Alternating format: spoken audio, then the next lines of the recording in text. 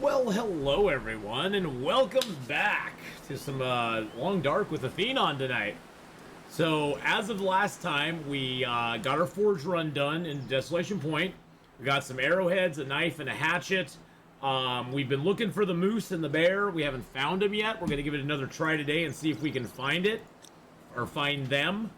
Right now we are on day 127, and we're in the stone church at the moment. I think I need to leave my hammer back down at the other place, at the beautiful, I'm gonna leave all these arrowheads here. Let's leave the pry bar here. Let's leave the extra knife and the extra hatchet here. I'm gonna run the hammer back down to the boat. Use some of these sewing kits here. Bippity bop. Put those there. Phantom Sith, how you doing? Hello, Laka. Welcome in. How's it going tonight? I hope you are both having a fabulous, fabulous day. Gosh, we have, what, 6 stims on us now. Yay. Yay for extra stims, baby. Alright, we got a little bit of food there. That's a fresh rabbit hide and a fresh gut. Let's drop that out here. Get those curing. There we go. You're doing all right? Well, you know, hey, it could be worse, right? It could be worse. Well, I hope it's not. I hope it couldn't be worse, actually, but, you know. All right, we got some cured maples, some birch going. We got a gut here as well. Got an extra bedroll here. Gonna leave that extra bedroll in the bin here as well. There we go. That's a backup bedroll. Alright, we're pretty tired, but I'm gonna fix this hat up real quick.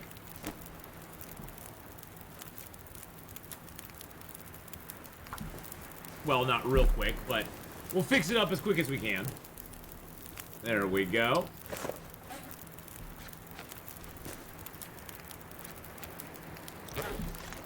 I'll leave the backup hat here.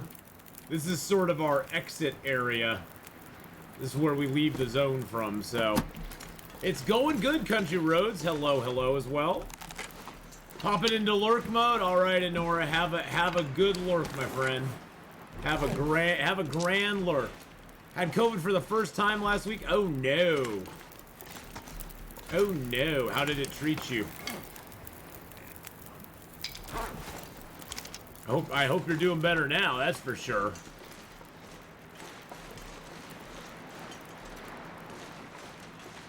Go see if the moose is up over here. Then we'll head over to the Riken real quick. Wow, look at that sunset. Gorgeous.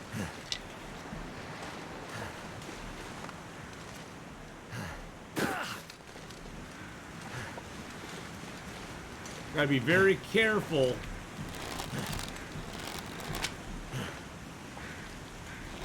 Really?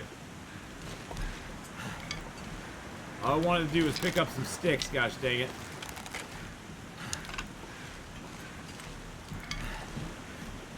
Gotta be very careful coming up on this bridge, because the moose is usually walking on the bridge. And you can come up there and he'll be like, just ready to charge you the moment you spot him. Which you don't want to have happen. Nope, don't see the moose. Drop over the cliff here and see what's down here at the truck.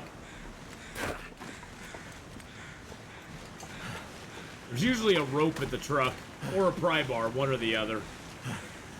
And it looks like there's a body there today. Hey, look, it's a pry bar. Wow, you called that one. Just discovered Green Hell. Oh yeah, Green Hell's fun. I enjoyed it. The biggest problems I had with Green Hell is just it's a base building game, but it requires you to constantly be moving your base a lot. And the foliage is a little much for me. It has a lot of foliage on it. Games like that overwhelm me with how much stuff visually you have to take in at the same time. My brain is very bad at doing that. I get very confused very quickly. And I didn't like the cannibals in it. I liked the gameplay itself. It was pretty fun. It had some great crafting options in it. And the game itself is really pretty. It is a very pretty game. They did a good job. They did a good job making that game very, very pretty. I didn't like the backpack at all. The backpack was just an annoyance that I could have done without.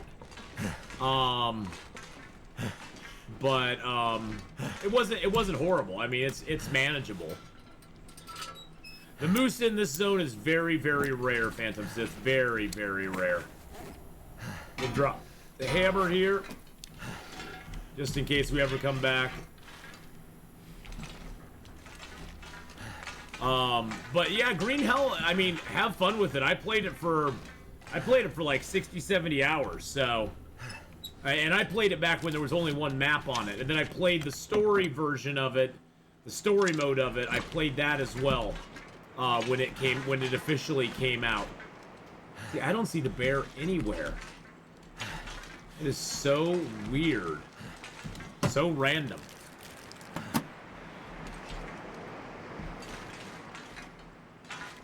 I've not seen any deer. I've not seen any deer over here either. There's usually deer around this island, like 2 or 3 of them usually. I've not seen any deer there. This zone just seems devoid of animals. I've seen a wolf or 2, but that's been about it. That's been about it. Not very much otherwise. But yeah, Country Roads, enjoy Green Hell, because it is really fun. It's a very well put together game. They did a very nice job with it. I have no big complaints outside. The backpack is probably my biggest complaint of it. I didn't like the mechanics of it, as far as you build up like a base at a certain place, but then you'd have to basically go somewhere else and build the exact same base again, and then go to another place and build the exact same base again, just to be able to survive and cook things and stuff like that. Phantom Sith for the 20-month resub.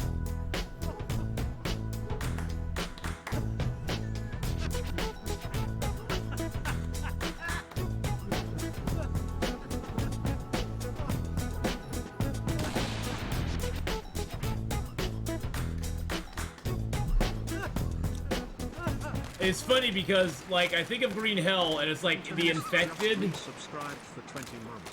Thank you so much, Phantom Sith, again, for that re-subaroo there. I think of some of the stuff in that, and it's like, the infected has quite a few things that are similar, like the whole,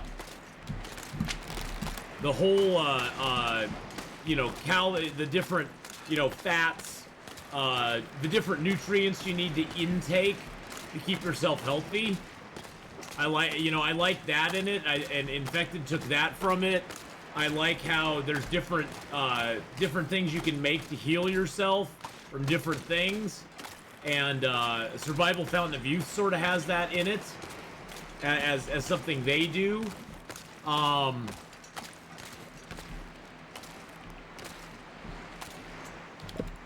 Okay, I was expecting weak ice.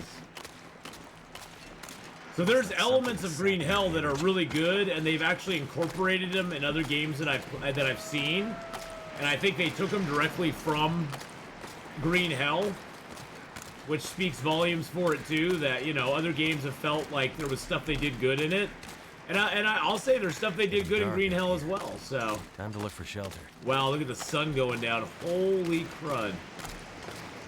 That is awesome looking. We'll go up and sleep in the lighthouse tonight.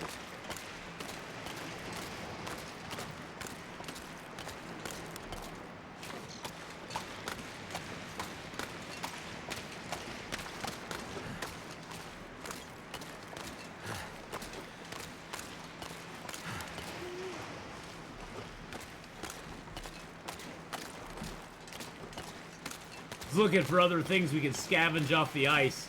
So in Desolation Point along the ice shelf here, you can find different things.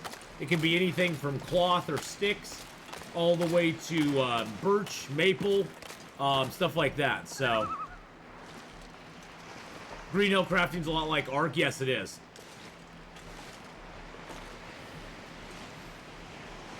I was not a big fan of Ark myself. It just wasn't my thing. I mean, it seemed like kind of fun, and, you know, I played around with it for a little bit. I actually own it. I think actually Wiz Bowman gifted it to me, or Hyperman gifted it to me because they wanted me to play it with them. But I've never really played a whole lot of it by myself. We'll grab that torchity torch. But you have Ark, you got it for free and haven't touched it. It's actually a pretty decent game from what I've heard.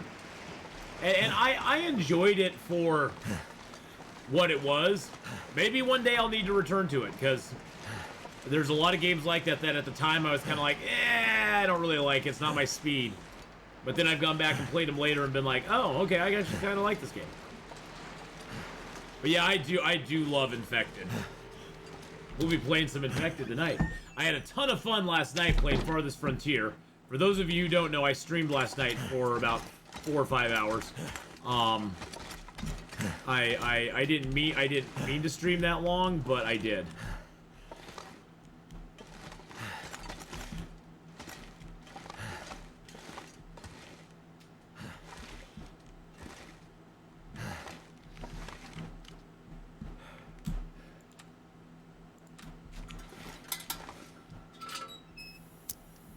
Oh, I am right here. Well, geez Louise.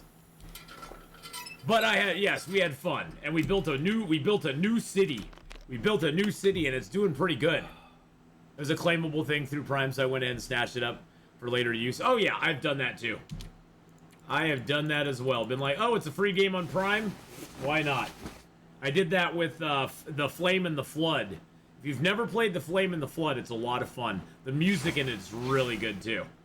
The music in the Flame and the Flood is top-notch stuff.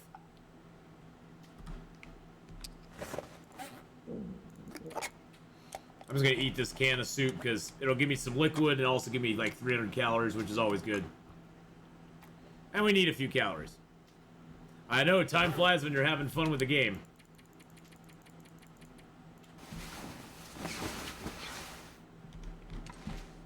It was fun watching you play Flame in the Flood. I think you need a replay of it. You know, I was thinking of doing a replay of Flame in the Flood, doing the story mode again.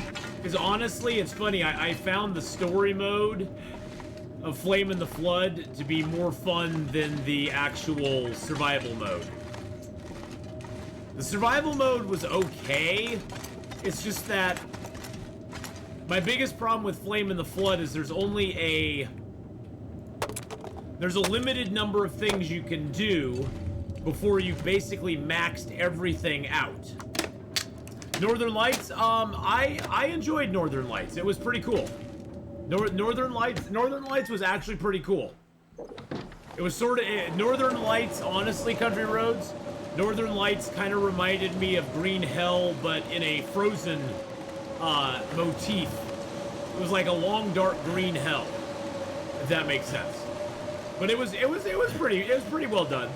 It's got a lot of it still needs a lot of polish, because some of the mechanics are a little bit of a turd still. But overall, I give Northern Lights about a 6.5 out of 10. It's not bad. Yeah, that's the Hilo crash in Russia. Yes. I mean, it's not a bad game. It's definitely worth, especially if you can pick it up on a sale or something, or find a deal on it. It's definitely worth picking up and messing around with. I know, I think, is it Gazbeard who's played a lot of that? I think the Gazbeard's played a lot of it. I can't remember if it was him or another streamer that I'm thinking of. It was one of us fine bearded streamers who was playing a lot of it. Yeah, I played it once. I had fun with it. They'd offered me, they were wanting to help me promote the game, so they offered me a key to it, which, you know, if somebody offers me a game that's survival based, you know, and they offer a key to it, I'll usually go for it because I'm like, whatever. And you know, and I'll be, you know, I'll give it a try. Why not? What's the worst that could happen? But I tried it out, and it was decent. It was decent. It wasn't my favorite or anything. I wasn't instantly like, oh my god, this is so much fun. But at the same time, I wasn't like, okay, this is a very bad game or something.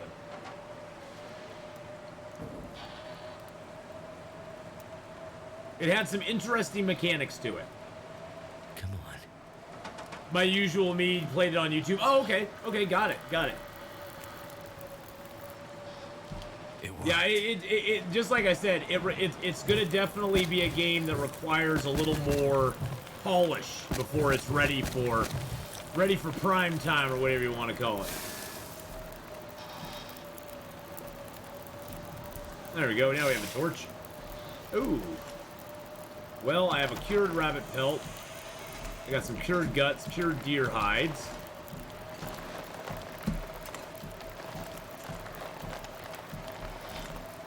Got a cured maple, a couple cured birch. Nice. Which is good because my bow's almost broken. My bow, I think my bow's at what, 17%? And I don't have another bow made yet. Which is bad. Country Roads with the 18-month resub. That's 2 Twitch babies. I could eat anything right now.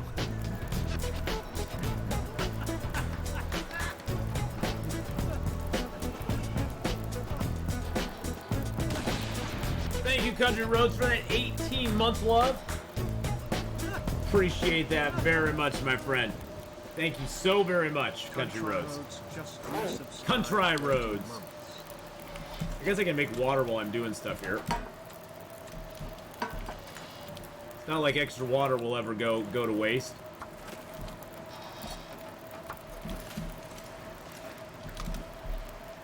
Eat down some little baby rabbit bits.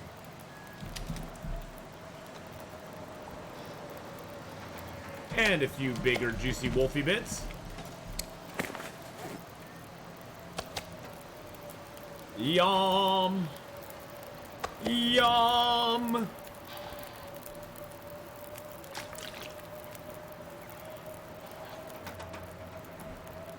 There we go. Alright, so let's repair up our rabbit skin hat. We'll use our sewing kit because it takes less time. I can't repair that, but I can repair those up. It sounds like the storm clear is clearing. Excellent.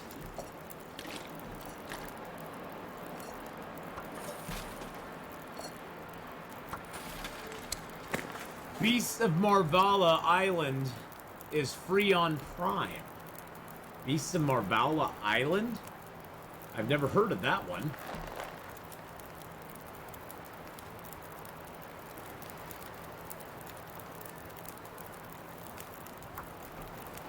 You're talking about like for free Prime stuff or whatever it is that they do. Stuff or whatever it is that they do.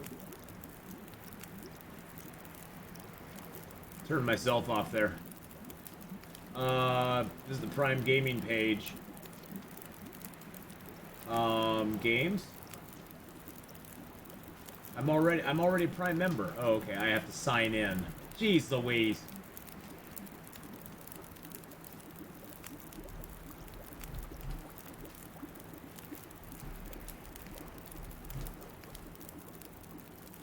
There we go. Let me see what you're talking about here. Oh, is my water boiled? I'm gonna have to leave something behind. It's the bottom of my list options. Okay, so what's it called? Beasts of Marvala.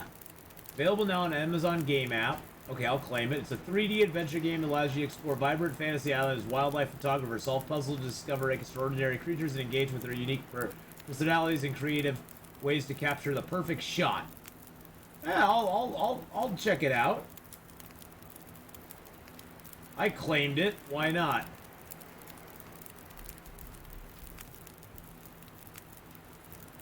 What other free games do they have? Prime has some nice free games every once in a while. Of course, they have all the standard stuff. You know, you can get certain games for free or whatever. I could get Pokemon Go, Battlefield 2042, Brawlhalla, Grand Theft Auto Online, World of Warcraft, League of Legends, Roblox, Apex Legends, Lost Ark, Overwatch, Hearthstone, New World, Assassin's Weapons Pack, Call of Duty Defense Bundle. So many things you can get for free on there. Game Stream with Prime. You get StarCraft Remastered, Family Mysteries, Something Promises, Recompile, and Scourgebringer. What is a Scourgebringer? It's a roguelike platformer. Oh, okay, so it's sort of like Darkest Dungeon. Okay, cool.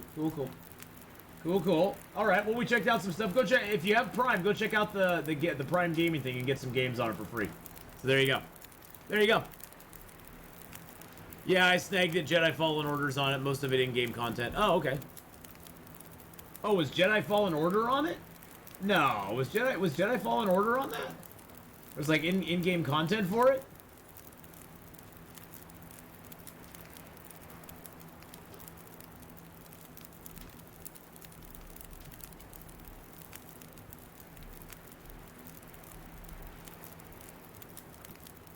Oh, it's not pulling any Jedi Fallen Order stuff up.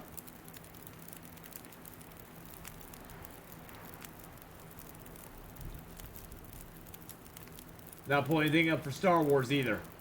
Must have been something that was a while ago. I miss a lot of those because I just ignore them. it was a couple of months back. Oh yeah, I usually miss that stuff because I don't pay attention to it very much. I'm always like, oh my god, I have so many games I want to play, so many things I want to do.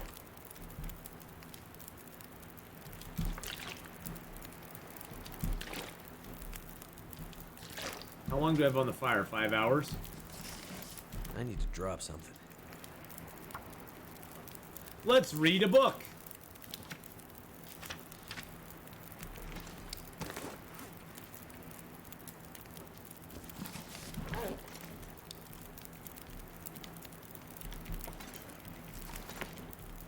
Oh my goodness, Dead Like Me! What?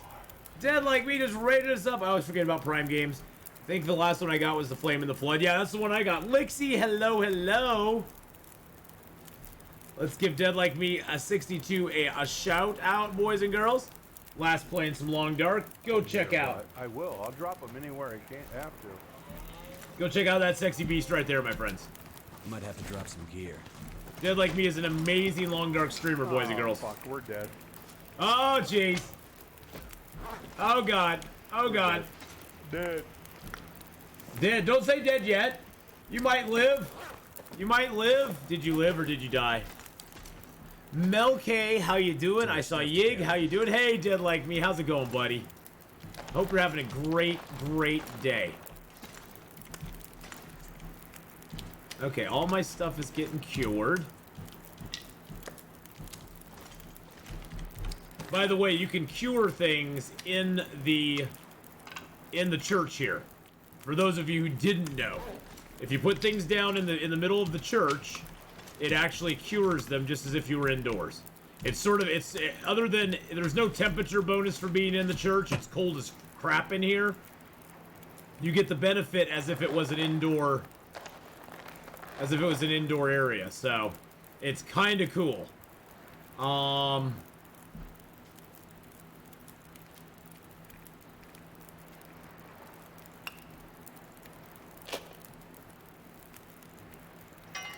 That in there, put the can in there.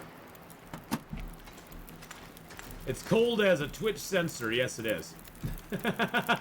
Twitch loves to censor things, Evil Space Monkey. You know that. All right.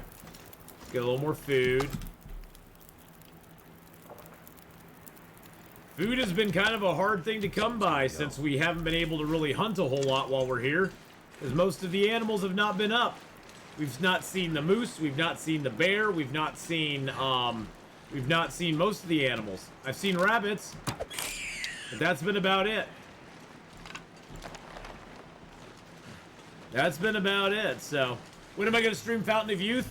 I will be streaming Fountain of Youth tomorrow evening, Evil Space Monkey. After I get done with Long Dark tomorrow, I'm going to stream some more Fountain of Youth. And then I'll be off Saturday and Sunday. But then on Monday when we return, I'm going to play some more Farthest Frontier, which I had a blast with this last week, or yesterday. So we're going to play a little more Farthest Frontier and see if we can get our city advanced. I think we're on year 12 or 13 at this point. And then on Tuesday, we'll be returning to Long Dark and Infected. It's the middle of the night for you. Oh, man, I'm so sorry, Evil Space Monkey. Well, here's the deal, Evil Space Monkey. How about this? I'll make you a deal. Tomorrow, I'll play Fountain of Youth first, and then I'll play something else afterwards. How's that? But I'll be starting at about 1 p.m. Pacific Standard Time, so about an hour and a half earlier than it is right now. So about an hour and a half before right now, I'll be starting with Fountain of Youth tomorrow. How does that sound? Is that a deal? Is that a deal? Or am I still playing Raft? To be honest, Phantom Sith, I kind of got bored. I hate saying that about a game. I know a lot of people have fun with it, but I kind of got bored of Raft. I just kind of got bored of it. I'll probably, when I start streaming on the weekends, I'll probably dedicate like an entire day to games at sea. Like Saturday, I'll start with Long Dark and play some Raft and some Escape the Pacific or something. Sort of have a whole, you know, salty in the sea Saturdays or something. Looking forward to the full release of Fountain of Youth 22 to 23. I know, Dead Like Me. I mean, if we get anything, I mean, God, if the first island that we have right now is any indication of what the rest of the stuff's gonna be on,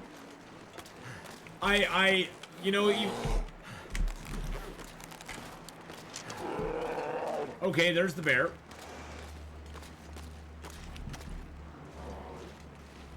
Good Lord.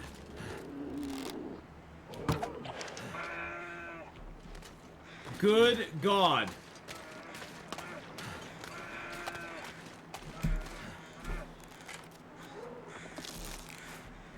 Good Lord. I'm wearing double bearskin coats. I usually don't do double bearskin coats. They nerfed the protection on the moose hide cloak.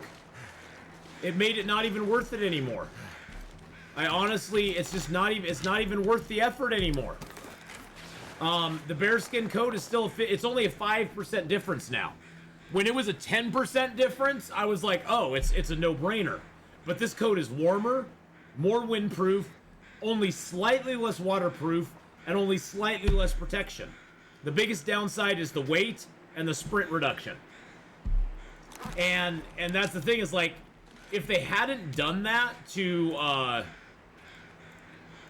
I'd probably still wear the moose hide coat. Place to escape this cold.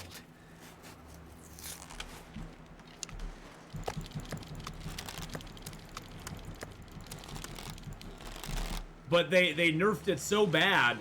They nerfed the moose hide coat so bad that it's like, well, it's not even worth it. Before I was willing, nerf, they basically made it, nerfing something means that you basically take it and you make the stats on it so low that it's not worth it using anymore. Yeah, you make it useless. And that's the thing, is like before the moose hide coat, I was willing to give up the warmth and the windproof for the protection, because it had 10%, it had 25% protection on it. 25%. And now it only has 20. So it was like, oh, okay, well, it's just not as good anymore. It's just not, to me, it's just not worth it any longer. So fresh deer hides, guts, rabbit hides, nice. And it sucks. I mean, because I really like the moose hide coat, and it makes hunting moose basically like, oh, now I can just get I get something that I can eat a lot. I have a whole lot of food now. That's what the moose hide coat sort of is now. It's just a lot of food for you. The moose is basically a lot of food, and you get a lot of guts.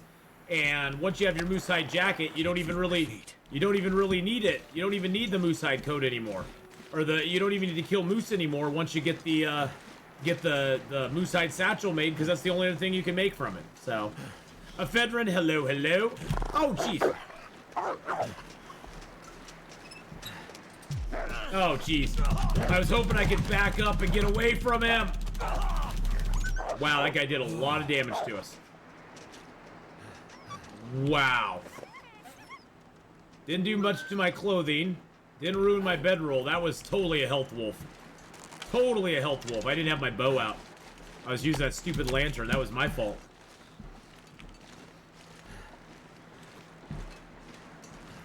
Yeah, I got woofed.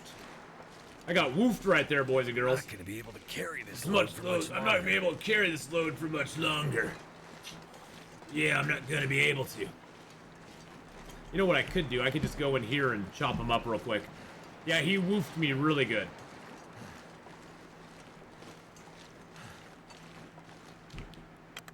Well, I was figuring dead like me. I'm just walking over here. It's not like there's gonna be a wolf sitting right there waiting to attack me, right? Right? It's not like a wolf's just gonna wait for me over there. I'm indoor. Oh, shoot. My stomach. Oh, good God. Oh, it hurts.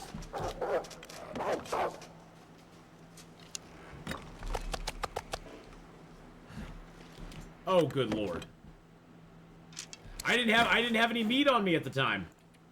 I had no meat on me at all.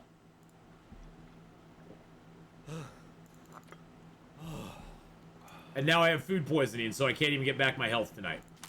Fabulous!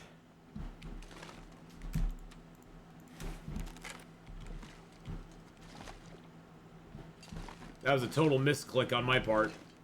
Haven't done that in a while. Now let's put my bedroll down.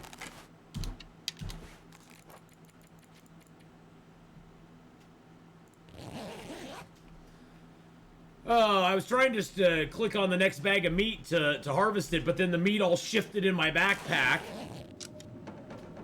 It all shifted in my backpack, and now I have a high chance of getting intestinal parasites. So now I have to head back to Mystery Lake. Neat. That is fabulous news.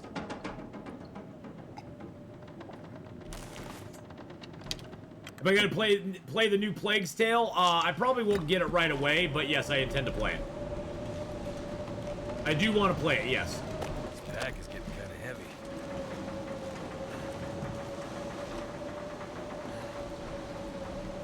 Hey, you know what? I'm already famous, buddy. I don't need you. Bye-bye.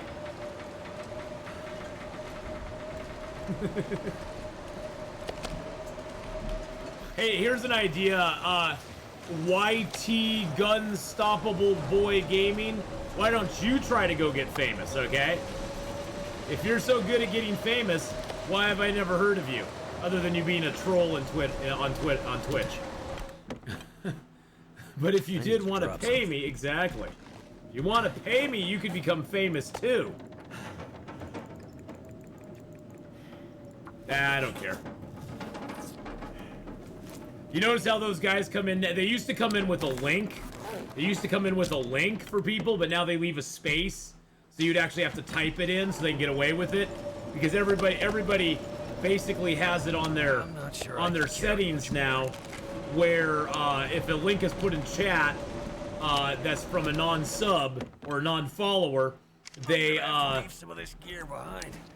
it doesn't actually it just bans them automatically, or just makes them timed out automatically.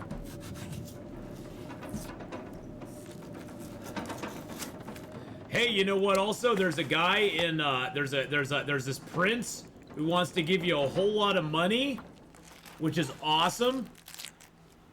There's a prince that wants to give you $10 million You just need to give him his bank account info so he can set it all up and send you the money. It's totally legit. It's totally yeah. See, Evil Space Monkey, you know that guy too.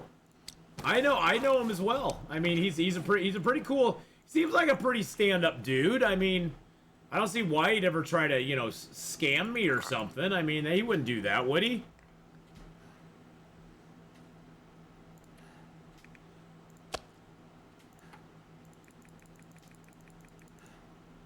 He sent me a whole bunch of cash.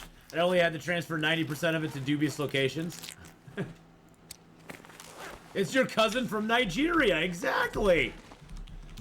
It's your cousin from Nigeria.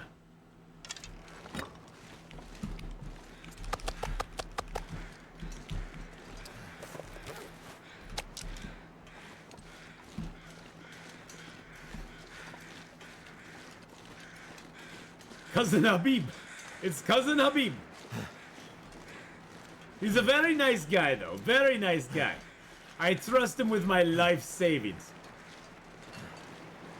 Yeah, he was so thrilled to reconnect with me. Gave me his PayPal login and everything. Oh, nice. Nice. Cousin Habib, is that you? Slowing me down.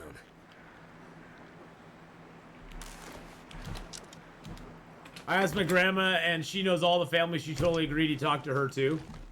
I can believe it. I totally believe that.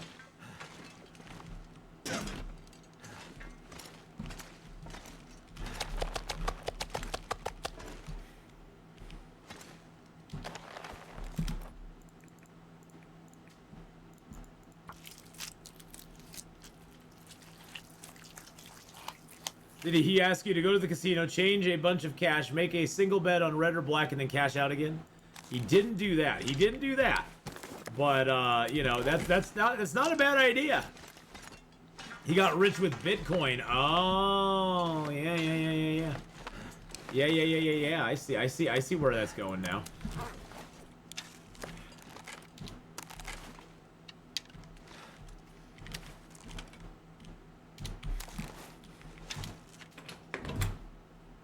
I really do love Nigerian accents, and you get all these princes, and it's like, come on, man.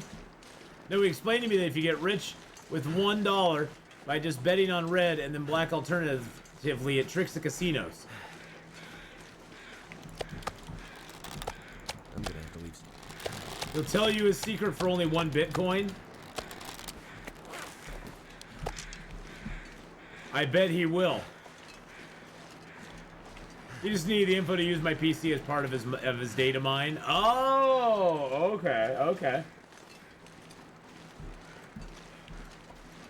1 Bitcoin back in 2010, maybe.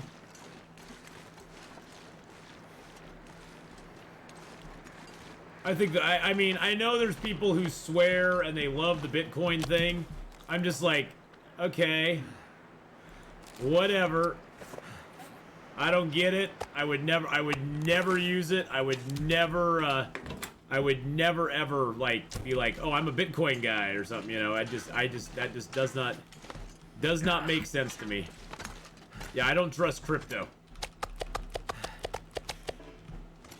I mean, I don't trust the government, but I trust crypto even less.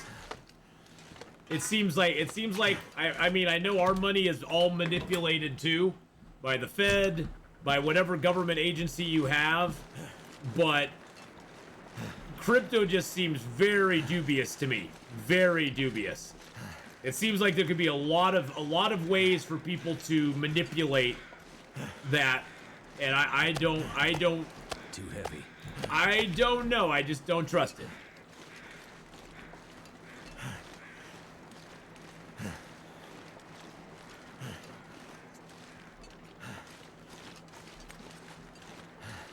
Wasn't crypto some bad guy in a comic or cartoon? There's been several, nope, no chance, okay. There's been several, I think there was a, I don't think it was, well, Crypto was Superman's dog, but that was with a K. That was with a K. Superman had a dog named Crypto, but that was Crypto with a K.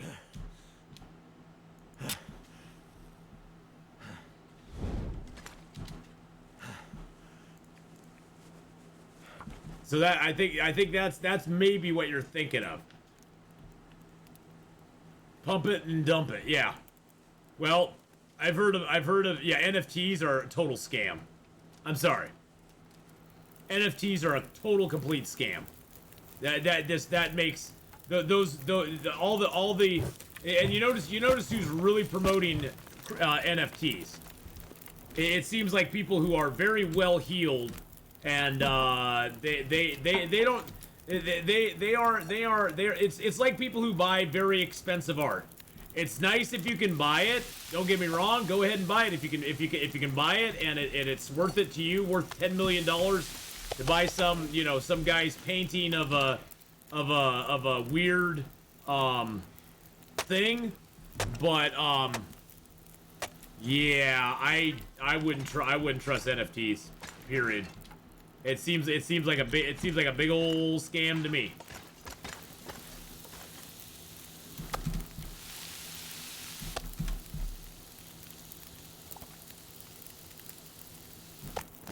Yeah, even though it's my intellectual property. Yep.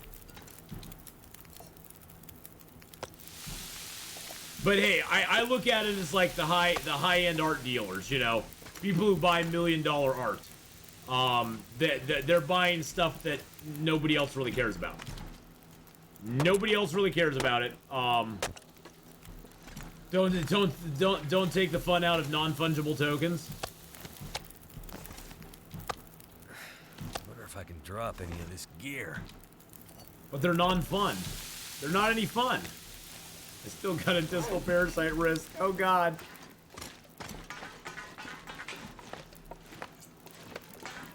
I mean, and that's just my personal feeling on it. If you want NFTs, go get an NFT. I don't care. Ain't my money you're spending.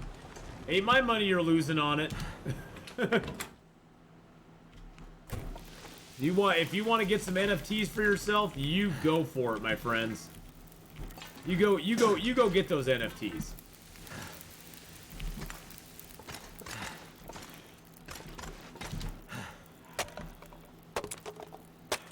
You understand buying overpriced art more than NFTs?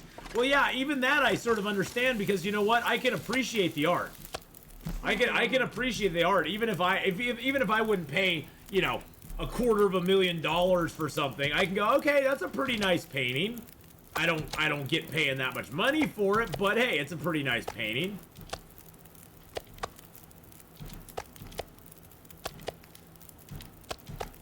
Too much stuff to carry. The ones I don't understand when it's like a big white, it's like a big white board, a big white canvas, and it's got like 5 splotches of paint on it, and people are like, "Ooh, I really see what the artist is doing," and I'm like, "Yeah, I see what the artist is doing as well. He's using $1.50 worth of paint to put 3 splotches on a canvas and make you pay $250,000 for it." Something's gotta go. Yeah, I see what he's doing too. I wish I could do that. I wish I could package $5 worth of stuff and sell it for $250,000, That'd be great. That'd be awesome.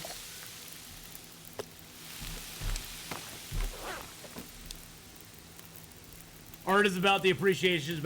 Is not about the appreciation. It's about storing value outside of the toilet paper. I mean Mickey Mouse dollars.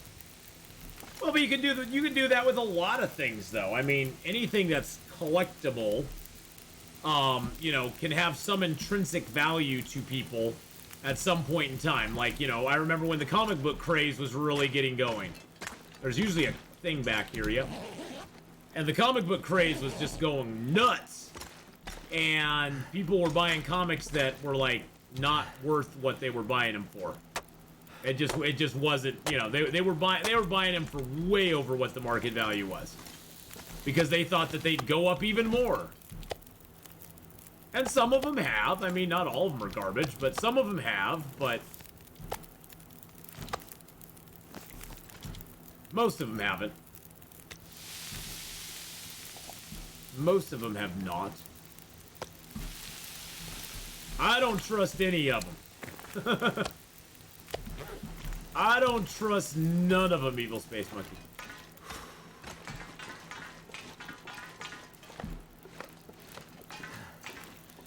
Ooh, what do we have some guts that are cured yet? Nope. The enemy decentralize, encrypt. Make up money units.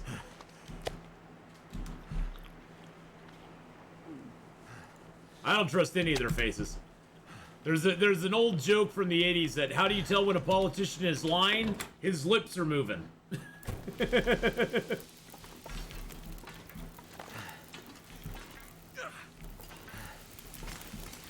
There's some beautiful paintings, depending on the type of paint technique. There was a paint I saw in person once. The way the brush strokes were applied, it really caught the light and made the water gleam. Yeah, see, that's way too complicated for me. I'm like, do I like it? Can I tell what it is? Can I tell what it is? Can I tell what it is? And if I can't tell what it is, I'm like, nah, I'm good. I might have to drop some gear.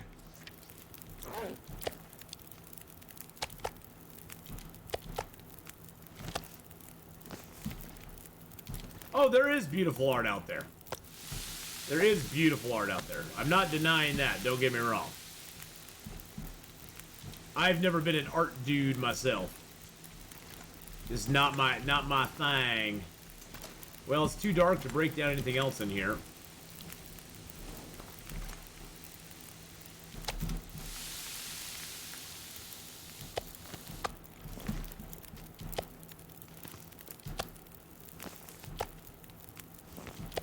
A lot of those little pieces of meat that we got, isn't it?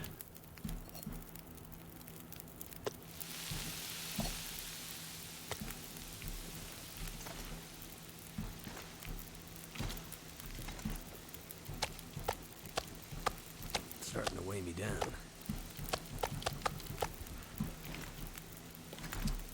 All right, let's sort this by weight.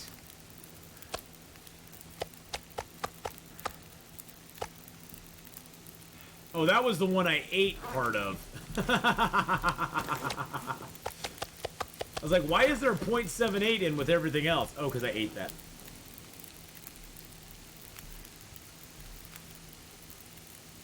Yeah, I figure I'll go hang out in the Bears cave for a little while. Just need to close my eyes.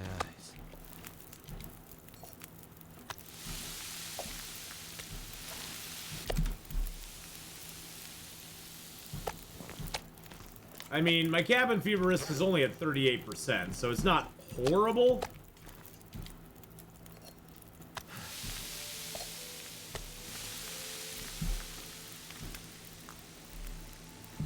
I was absolutely not expecting my 5-6 bear quarters that I stored outside to despawn today. Well, oh, we got intestinal parasites, boys and girls. Walk with this much gear. Well, that's how you get intestinal parasites, even with cooking 5. You ain't safe. You ain't safe, my friends.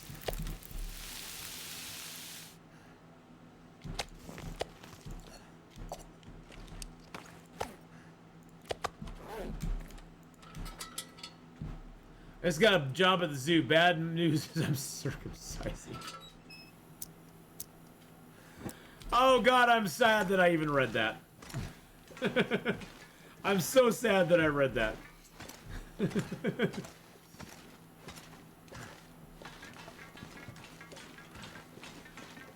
I just wanted to get that out. So did you not get the update, Ephedrine? Oh, I think it was a couple days ago. Yeah, they fixed that. They fixed that. Hey, Calvin, how you doing, buddy? Well, I just got intestinal parasites because I was stupid, and I didn't watch my food. I didn't watch my yeah. Yeah, bad things happened. I accidentally ate some less than cooked food. Oh, but I do have pills, and I have 1 tea, so that's good. What time of day is it right now? It's middle of the freaking night.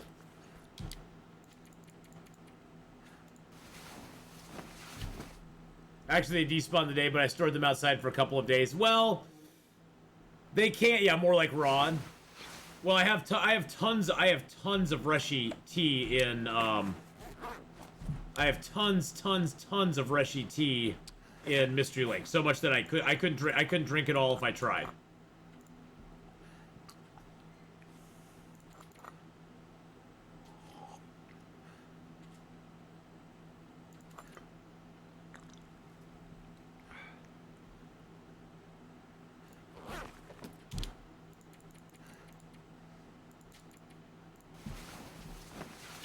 So I'm not too concerned about it, but it sucks.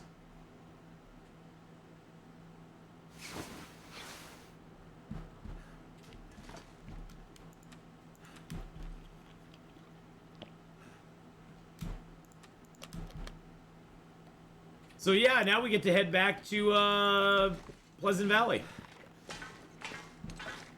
I mean, we have pills and stuff that we can take between now and then, which is good. I'm gonna drop all this cooked meat out here. There we go.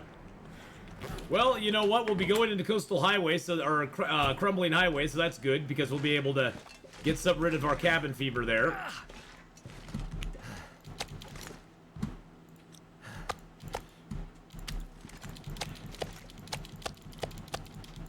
Darn dirty, rotten meats. Too bad it wasn't sushi. I know, I wish it had been sushi. That would have been way better for us than what we ate. We basically ate the bad stuff, the really bad stuff. Yeah, I wish it had just been a piece of rabbit or deer meat, to be honest. Because you can't get food poisoning from those.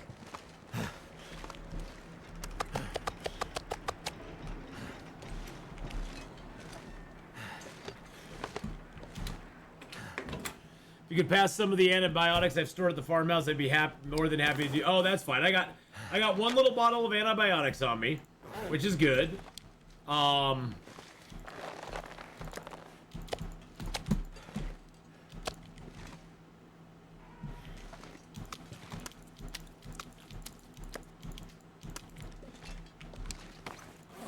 Yeah, I have 22 reclaimed woods. That's what's weighing me down. I was like, why am I so heavy? Oh, I have a crap ton of reclaimed wood on me.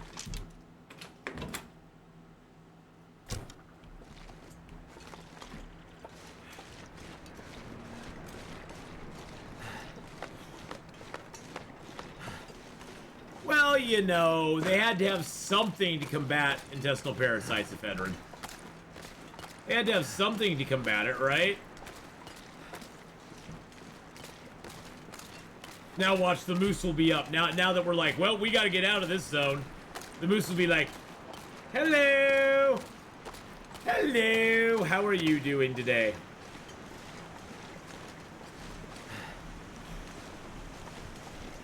Let's just say it wouldn't surprise me a whole lot.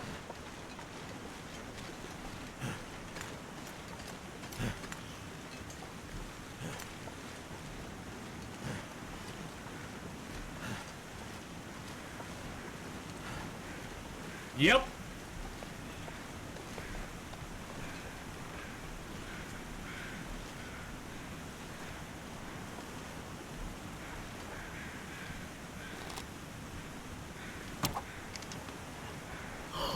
Oh my god! One shot on the frickin' moose! Holy crap! What? What just happened? What just happened? Oh, hey, we got some mushrooms here, so we don't have to go back right away. Yay, we can stay here longer and cook up the moose and do all that good stuff. Oh, look, there's more mushrooms. I forgot this zone we've never picked a mushroom in. And there are mushrooms around here. There's more mushrooms by the bear cave. Wow. Wow, he just dropped like a box of rocks right there. Holy crap.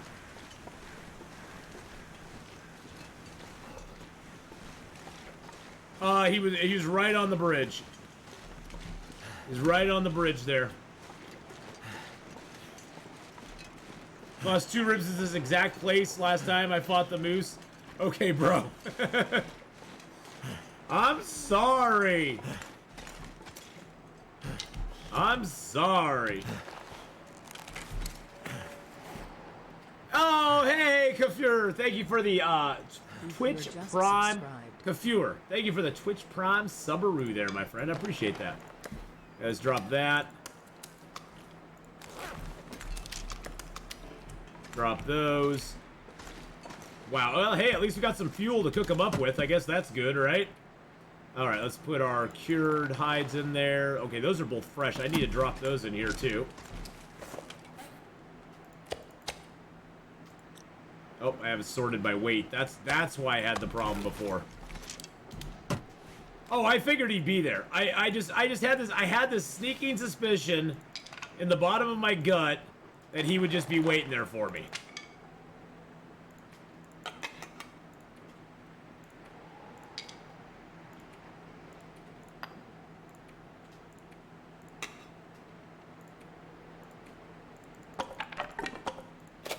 I'm just lowering my weight as much as I possibly can. Bippity bop.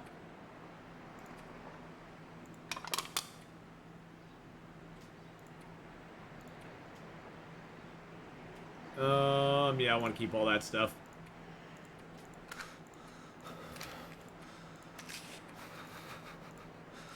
I think one box of 36 matches should do us. Oh, I guess we can't put anything more in there. Whoopsie. Okay, doke. Let's grab a book to burn. We've already read that book, so we'll burn that.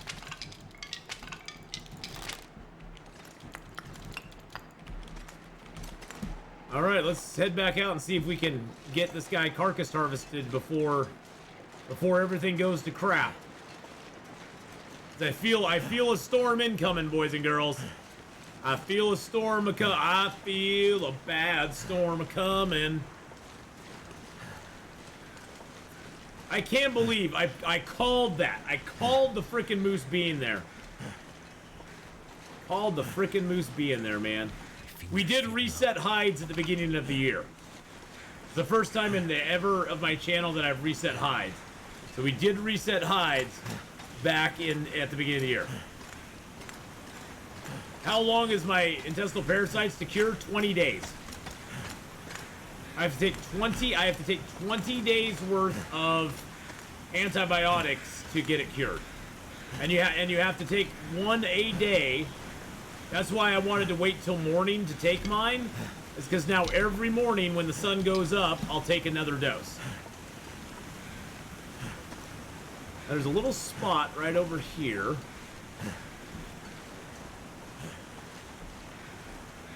Don't know if it still exists or not.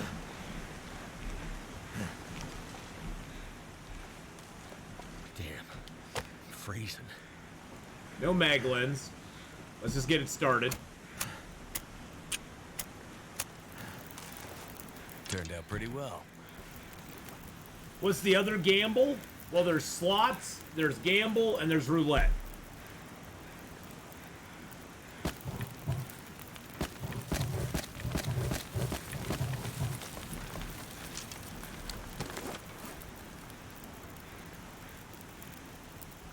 I'll prepare up my mushrooms while we're sitting here getting warmed back up again.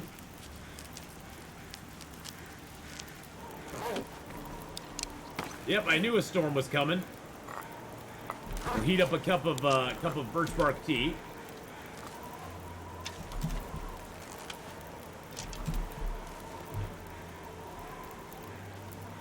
We'll go take a little carcass harvest. Hey, Lauren, how you doing?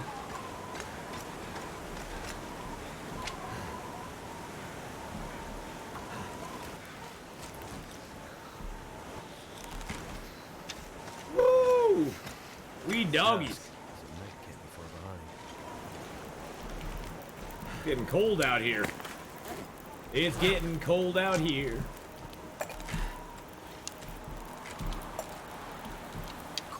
You streamed today. Nice. Trying to make Thursdays a regular for you. That is awesome. Well, here, let me give you. Let's help out Lauren, boys and girls.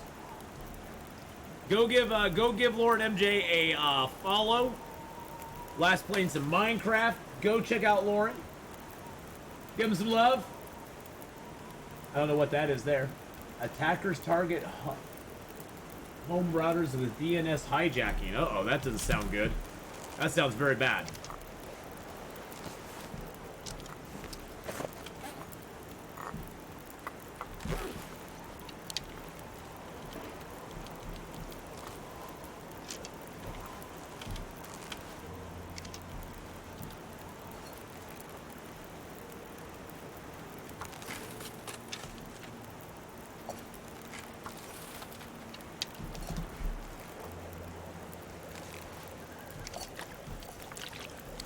And I got water pills, so I can just do that. Well, Lauren, I hope your stream went well and you had fun. What time do you usually start streaming on Thursdays so people can know that as well?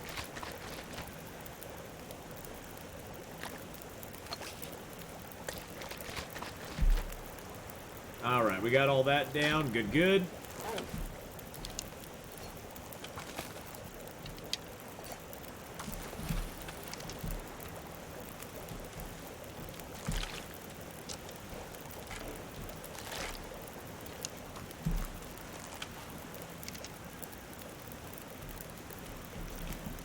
Working on building a PC for gaming. What?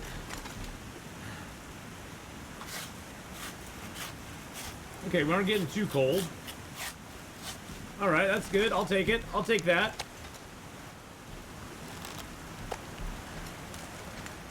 Moose quarters, ho!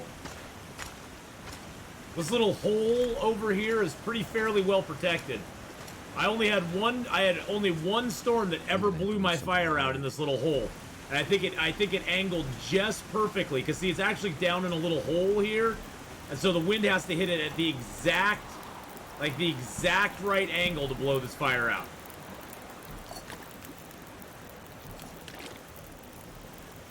That was some news I read because it came up. Not sure why the clip was worthy. I started at about 11:30 a.m. and go most of the afternoon. Sometimes Minecraft, sometimes Shipbreaker, sometimes No Man's Sky.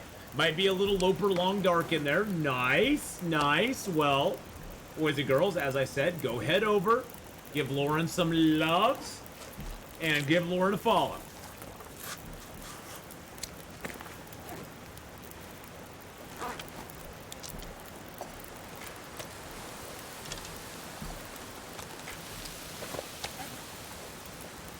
Now this little goalie right here it's not 100%. I thought it was 100% protected because I stayed out here for like 3 days and never had my fire blown out.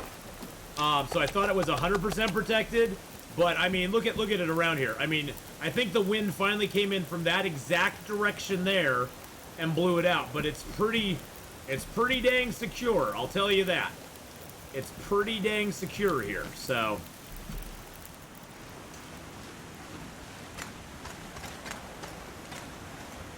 I need to drop something. This is a big boy moose, my friends. Bought half the parts this week, hope to get the rest next month. Yeah, building PCs right now is kind of tough. There's the parts are rather expensive, let's just say. This gear's starting to slow me down. The parts ain't cheap.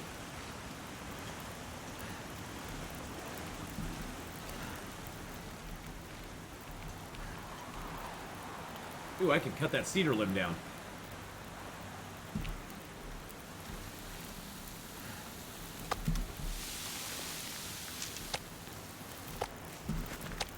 I'm almost affiliate? Nice! Well, that's your first step, my friend.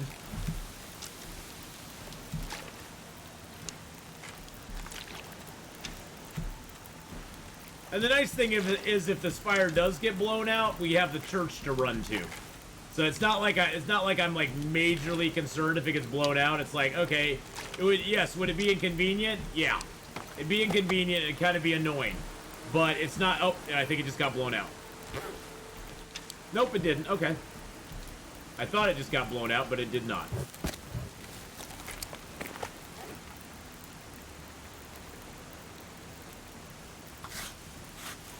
But you're almost affiliate now. That's awesome. You know, take those small steps, man, you know? That is an awesome thing. I'm very happy for you.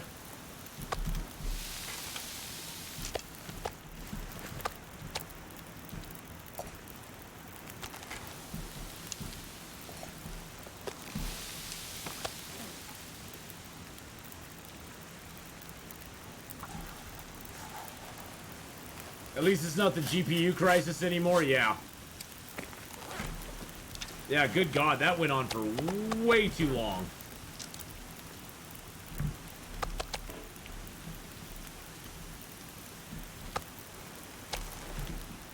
All right, let's go grab a couple more bags. It's actually a pretty nice night out. There's not really a lot of wind, not really a big storm. God, there's one. There's 1, 2, 3, and that's my 6th bag. So there's 9 bags. 9 bags with 4.6 or 4.8? Too much stuff to carry.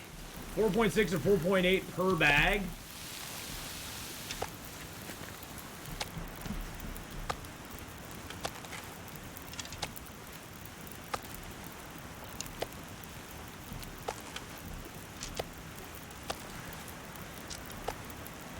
I'm not gonna be able to carry this load for much longer. I run a Minecraft server, so that will always be there. Oh, cool.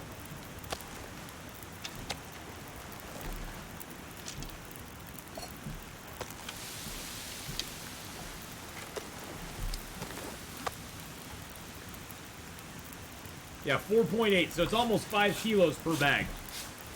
What happens at affiliate? You're allowed to get subscribers when you hit the affiliate level. As subscribers, and you can start getting emotes too. It used to be affiliates only got 1 emote, but now the more subscribers you get, the more emotes you can have. You hit certain subscriber goals, and your the emotes that you're allowed to have increases. So they've given you more options as an affiliate now than they used to, which I always thought the way it should be. I always thought that's the way it should have been. I really chafed against the whole, when you're an affiliate, you get 1 emote for each tier, and that's it. I was like, really? Even if you have a lot of subscribers, but you just haven't become a partner, you can only have 1 emote. It's like, okay. That just seemed kind of goofy. But yes, you can start getting subscribers, as well as your followers and viewers can cheer bits during your stream as well. So there's some cool little things you get for being a affiliate.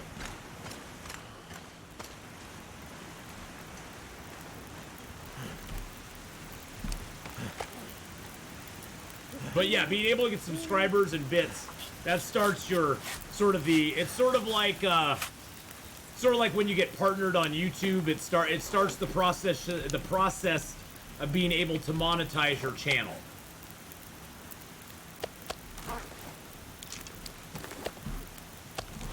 So that's where it all begins.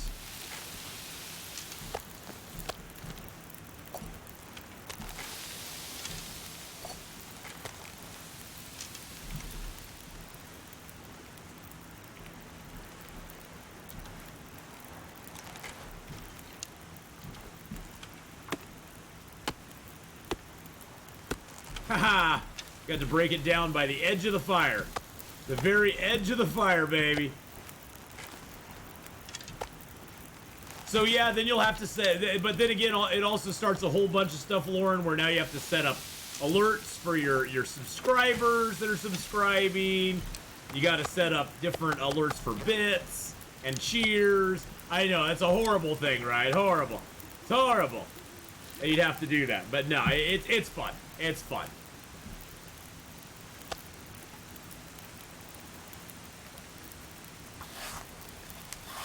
You know, I might know how to set up a server, but I have no clue what a bit is. How to clip something, and basically everything that goes beyond following and subscribing to a streamer. Well, so Ephedrine, just in short summary, bits are something that you buy from Twitch, and for each bit you buy, Twitch takes they take their little vig off of the front end of it. So when you buy bits, you have to pay like a little bit of extra. You pay extra money to buy the bits, but then for every bit that you cheer in a channel, that's worth a penny to the broadcaster. So 100 bits is like $1. And then as far as clips go, if you're on a PC, it's super easy. You just mouse over the screen that you're looking at, and there will be a little I don't know what those things are called. What are those things where they go action, you know? The action board. It has the little arm that goes down. that lets you clip things. And if you click on that, it'll auto-generate a clip of the last director's board. Thank you.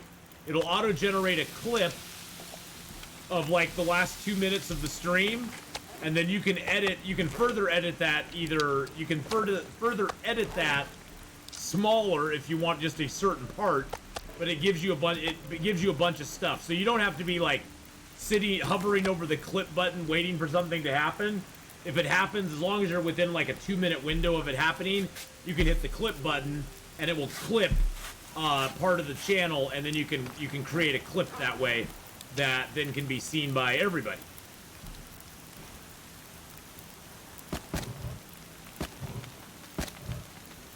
Hey, when you shot the moose, I googled how to clip it. First result, it says go to the share menu, and let's just say a clip doesn't make that. Didn't make. Oh, it's saying a clip didn't happen that day. Yeah, so here's a super easy example of it. I'll maximize my own screen. So now you're gonna get what is it? Affinity here quick. Okay, so let's go full screen. So you see me on the screen here. This is me watching me. This is me watching me. See me watching me? See this right here? If you're on the screen, you just go click and you clip it. Just like that. And you clip it just like that. Clip and you're good. That's all you have to do is push that button right there. It's right next to the settings button that lets you change the quality and stuff. But the clip button's right next to that. So there you go. That's easy clipping.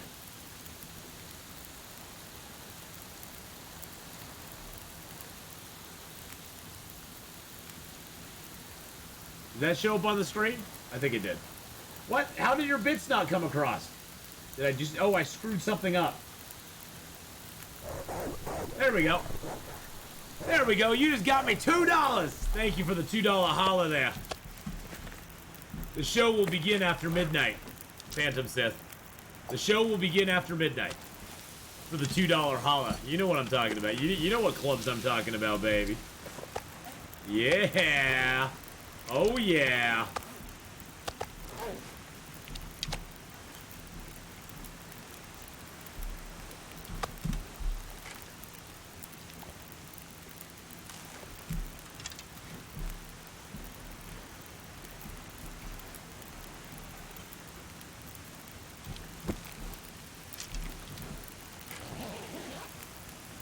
It's already past midnight there, waiting for the show. Well, I appreciate you, Ephedrine, waiting for the show tonight. I really, truly do, my friend. All right, it is morning. We're gonna take our medicine. I think I'll actually drink a. I think I'll actually take that. There we go. I haven't made my mushroom teas yet, which I should probably do.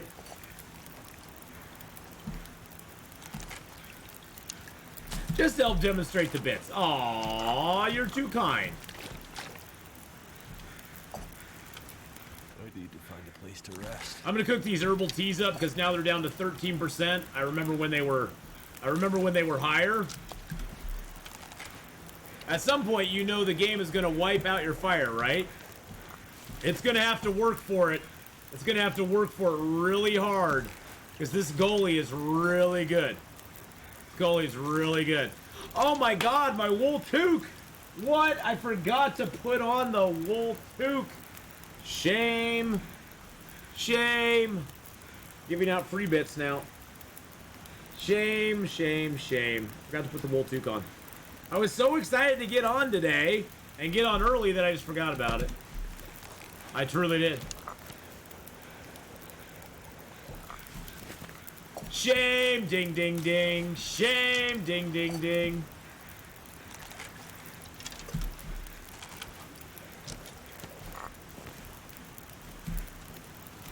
That was totally my fault. Well, you know, Redcap, this is the fire spot in Desolation Point that has this nice little. This is where we tried. This is where we had a fire for a long time in this zone. It eventually did get blown out. It did get blown out eventually, but it took a lot. It took a lot for that to blow out.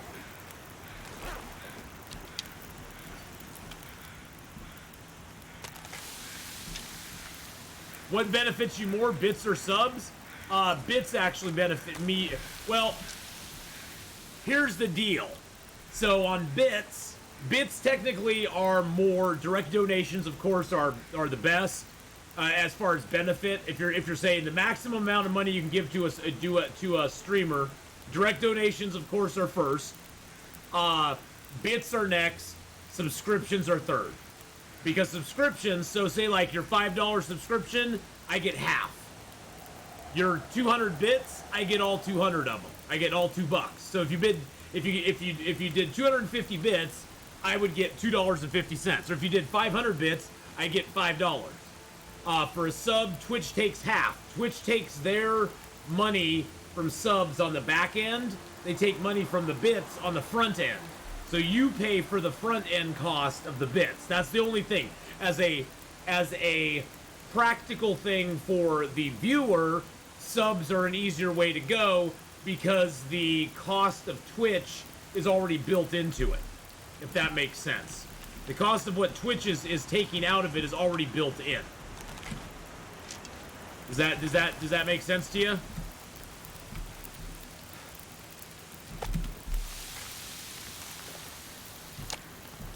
I mean, honestly, I appreciate whatever support I get. I'm not in this for the money. I mean, yes, I appreciate the support and the money that's generated from it, and I do depend on it a little bit, but it's not like my life will end if it's not. So, but I do really appreciate all the support. I would like to do this eventually one day as a full-time thing, but I don't have any sponsors or to really do it as a full-time thing.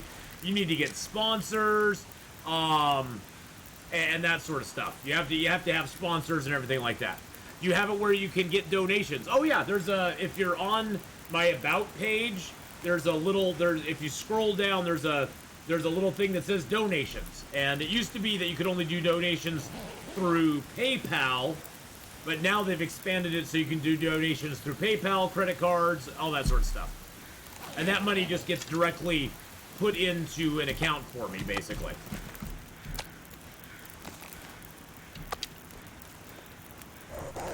Oh, jeez. Jamie, thank you for the 100 bits as well. It would help prove to my wife it is useful if I made some money. Well, you know, it definitely makes people, like, if they go, oh, what, you stream? What's that for? And you go, yeah, I make a few $100 off it a month. They're like, oh, okay, so you make a little money off of it too? Okay, that seems legit, you know. It does legitimize it a little bit more to people who are dubious about it. The problem is the cash flow diagram of a company like Twitch is probably so complicated that drawing it is a full-time job. Well, and also Twitch does share ad revenue, so Phantom Sith. My bubbles. Ooh, My bubbles. I don't see you get these. Oh, thank you so much, Phantom Sith, for the $5 dono. Oh, thank you so much. How long does it take to get paid? We get paid on the 15th of every month. So 1 month after, basically, as long as you hit $100 in bits and subs every month, where I'm at, I hit that every month, no problem. But as long as you hit $100 in bits and subs, you get a payout each month on the 15th.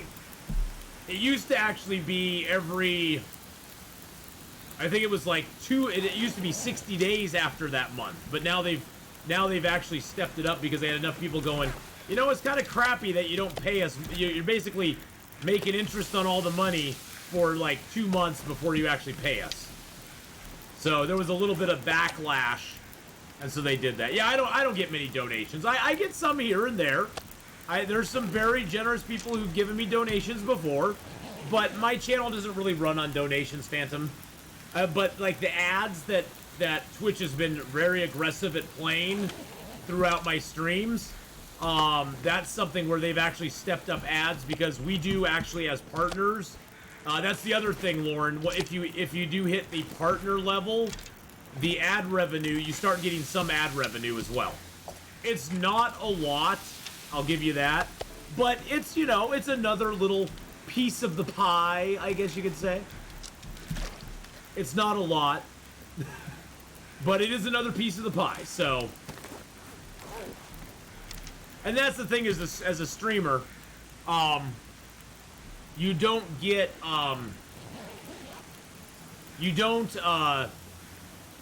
as a streamer, you can't depend on one sole source of, if you want to do it like, as like your full-time thing, you have to get sponsors. You have to do more than just stream. You have to do more than just stream. You can't just make it off of subs and bits. It's a beginning, but it's definitely not the end of where you need to find sources of income if you're going to do it full time. You have to stretch out and do other things, do sponsorships, do campaigns for companies, get sponsorships for gear and stuff like that from companies, and I'm just not very good at doing that. I just am not very good at doing that. I'm actually talking to a group right now that does like some charity streams. It's not so much that I'd get any benefit from it other than helping out a charity, but I've been talking to a group about doing some charity stream stuff on my stream, which we've done always very well with. So you got 7 ads in a row. 7 ads in a row? What? What? Well, we almost got the moose cooked up. I guess that's something good, right?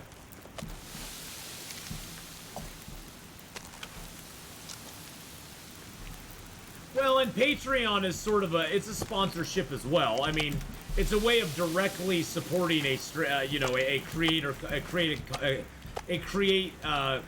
content creator. God, I couldn't spit it out there. A content creator. Yeah, well, YouTube's been really struggling lately. Really struggling lately. I think, I mean, they're trying to balance it out, but I've been getting a lot more ads on YouTube as well. Where usually I get, the thing is that I've seen a lot more. It used to be there would be more not actual advertisements, but they just be those little pop-up banners or a little thing up in the corner.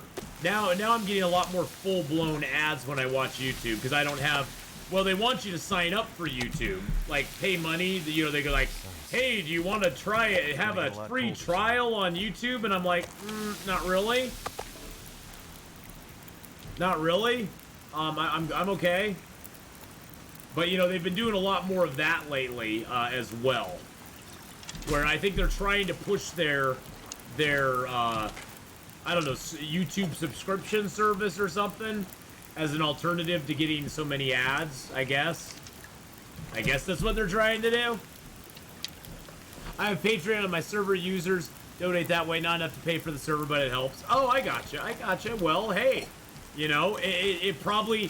You call that defraying the cost, it's not like it covers the cost, but it does defray the cost of having to have the server yourself.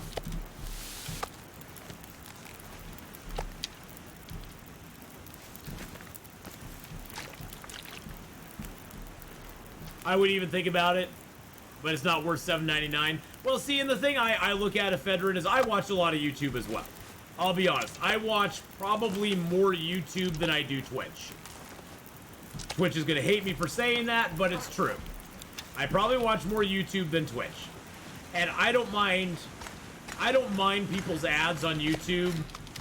Usually I'll hit the skip button on the second ad, if it's a skippable ad. I'll usually hit the skip button. I'll let the banner ads just stay up, because I know as a YouTube person as well, that we make some money off of those ads, and that helps us generate income as well. And honestly, even YouTube's not a lot. It's more than I thought it would be, and especially if you have like 10, 20, 30, 40, 100,000 views on your channel, it's probably gonna, or on a video, that's really gonna be a lot more income. But yeah. I'm a Patreon for the one channel that actually deserves my support. I ad block everything because I hate ads with a passion. Well, yeah, well, And the thing I think Ephedrine as well is I think it's a societal change as well. I grew up always having to watch ads on television. You never had a choice. You watched the ads or you got up and did something while the ads were playing and then came back to your movie or show or whatever once they were over. Ever since Napster, we now live in a society that very much believes that you should have all creative content for free. Like anything that a creative makes should be given to you for free. Which I understand. I understand that. I mean, you know, it's just the society we now live in, and people believe that that stuff should all be for free. But what you gonna do? I know, damn we old. Damn we are old. We be old. And there's nothing wrong with it. I'm not saying there's anything wrong with it. I'm just saying it's definitely a societal shift over what we just were kind of used to back in the day. We were kind of used to nothing being ad-free. We understood that the ads were how the broadcaster or the show was paid for. You know, back then there was not box sets of DVDs and streaming services that they could sell their stuff to. They could sell it in reruns and syndication, but other than that, to pay for the initial property, they had to sell ads to an advertiser who then put their ads in the middle of Seinfeld or you know, Babylon 5 or whatever it was. So, ads used to be my favorite part. I got a YouTube video that has 1.3 million views. I can't monetize it though, sadly. Oh yeah, well, somebody else is monetizing it. That's the even sadder part, is somebody else is monetizing it.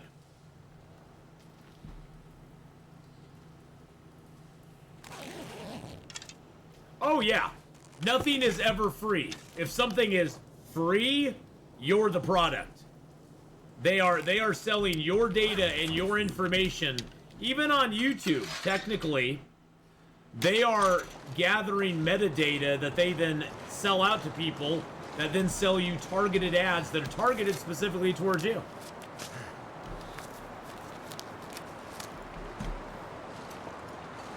I pay for Microsoft Spotify without ads. I pay for Microsoft because legal.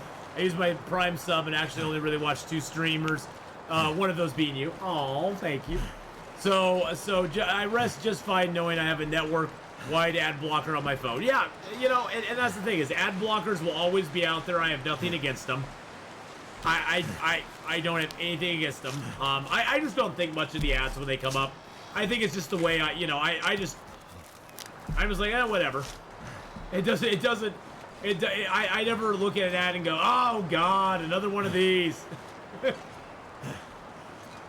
I'm just like, whatever. It's part of the process. Oh, they are. Can it's a random dude too? Can't dispute it because this ain't all mine. What? Oh, they are. Can it's a random dude too? Can't dispute it because it ain't all mine. Yeah. Well, the thing is, Phantom, that technically, if you transform it enough, if you actually make the content transformative, and you don't just outright just play it, technically you can dispute it and actually have a pretty good legitimate like reason to dispute it. But yeah, it is difficult, especially on YouTube. YouTube disputes very rarely favor that. YouTube likes to err on the side of caution, you know what I'm saying? So very rarely do YouTube disputes go the way of the person disputing them. I'm not sure I can carry much more. Now, I have filed disputes. I have had some stuff that I've disputed where like it was like, especially like in-game music that is being copyright claimed by some rando. It's starting to weigh me down. In-game, like in-game music or something. I've disputed several of those, and they've never ever like, they basically just let it go. They're basically like, okay, we aren't gonna hold it against you. Actually, I can just leave the moose hide here. I don't need the moose hide for anything. So cold. Just before we lay down. So I have fought and won before. but it's on very rare occasions. A lot of times, well, I used to use some copyrighted stuff for my sub dances and stuff, and those got copyright claimed all the time. And then they came down with the whole DMCA thing here on Twitch, and I was like, nah, I'm not going to do it anymore. I was not going to do the chicken dance thing anymore, or any of that stuff. Song request Sundays went away, all that stuff. I just couldn't risk my channel over something like that. There's some legitimately great ads. I really like the Apple ads, but most other ads need to be obliterated. You've been an inspiration for me, thanks, but thanks for the info. Oh yeah, totally, Lauren, totally. I would highly recommend, Lauren, that you take some great clips from your channel. That's why I always like people to clip stuff from my channel, because I've made a few clip videos where I just mashed clips together of cool things, put them up on YouTube, and it's gotten some attention. They get a lot of views and stuff. It's a lot of work, but if you're willing to do the work, definitely utilize YouTube as a channel for funneling people to your live stream as well. The people who I expect copyright claim it does not, aka Disney Lucasfilm. Yeah, they're so... It kind of goes in this weird thing, Phantom Sith, where there's certain companies that really get copyright happy. A lot of times it has to do with also the product that you're putting out. Does it reflect positively or negatively on their brand? Can have one thing to do with it. Actually, you know what? I just remembered.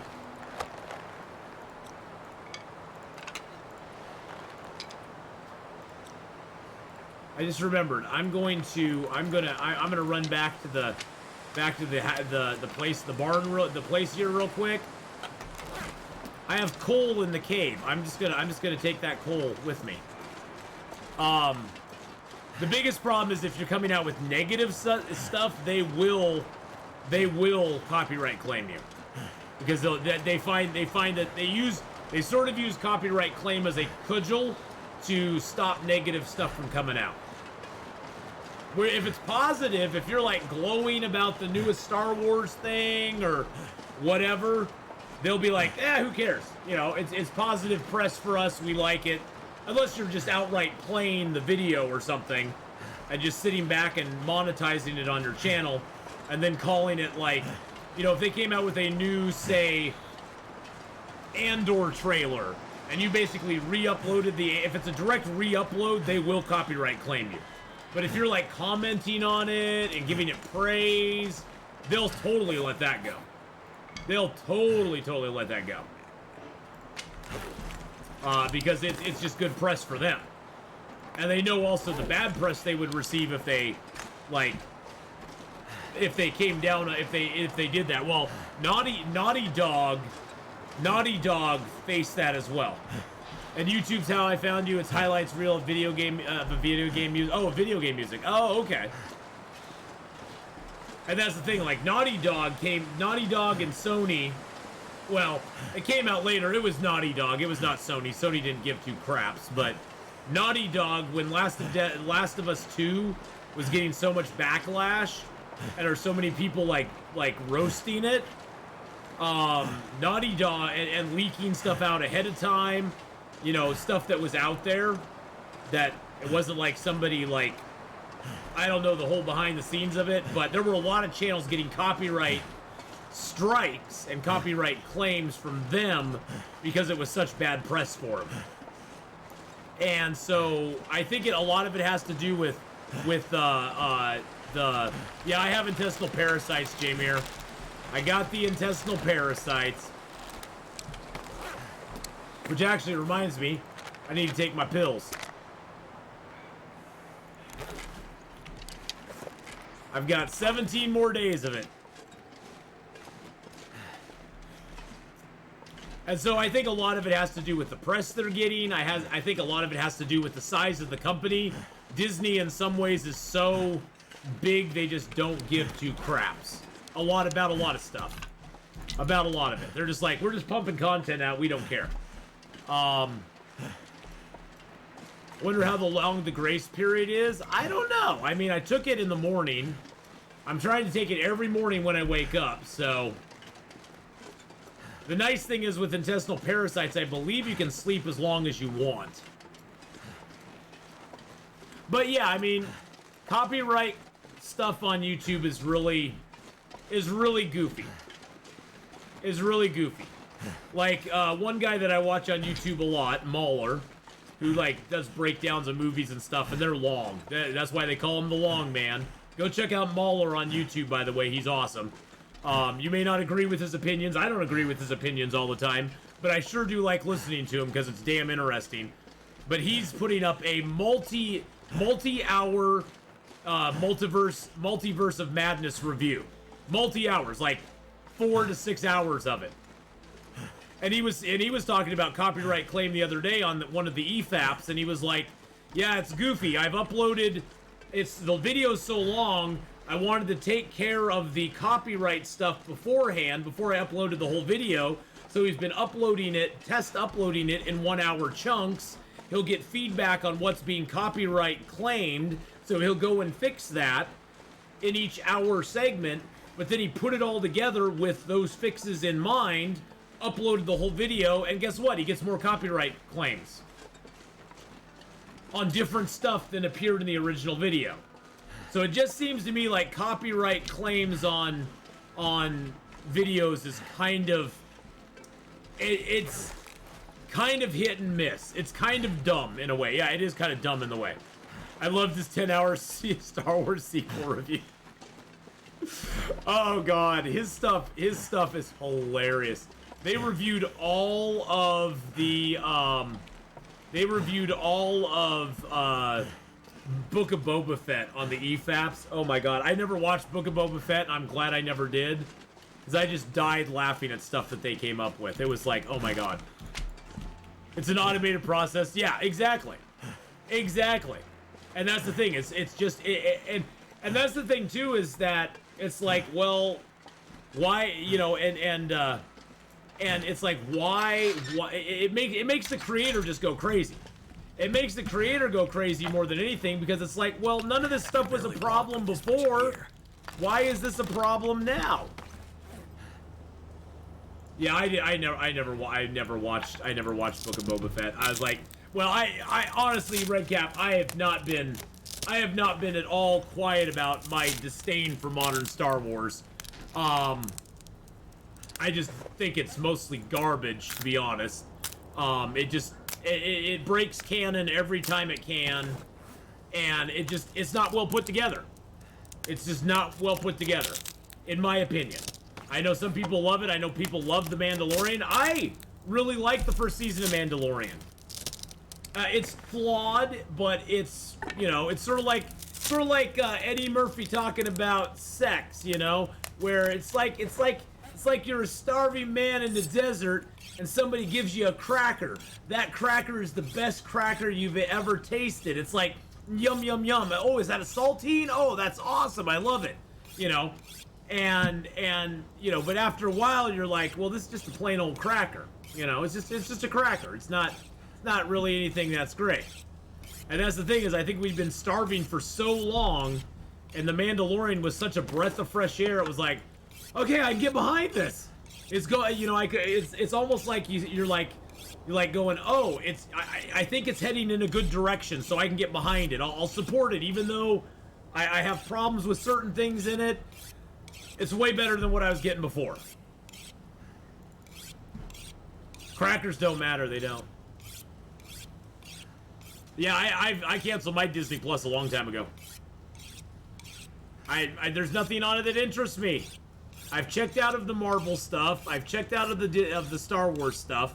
Don't call me a cracker. Don't call me a cracker. I checked out of the Marvel stuff. I checked out of the Star Wars stuff. I'm just kind of like, I'm good. I'm good to go. Oh, hey, look what we got. More antibiotics, baby. Heck yeah. I just left a little antibiotics. I knew I was getting intestinal parasites. I just left those behind for myself. I was like, you know what, Atheenon? We'll leave these here for future me. We'll leave these here for future me when I might future need them.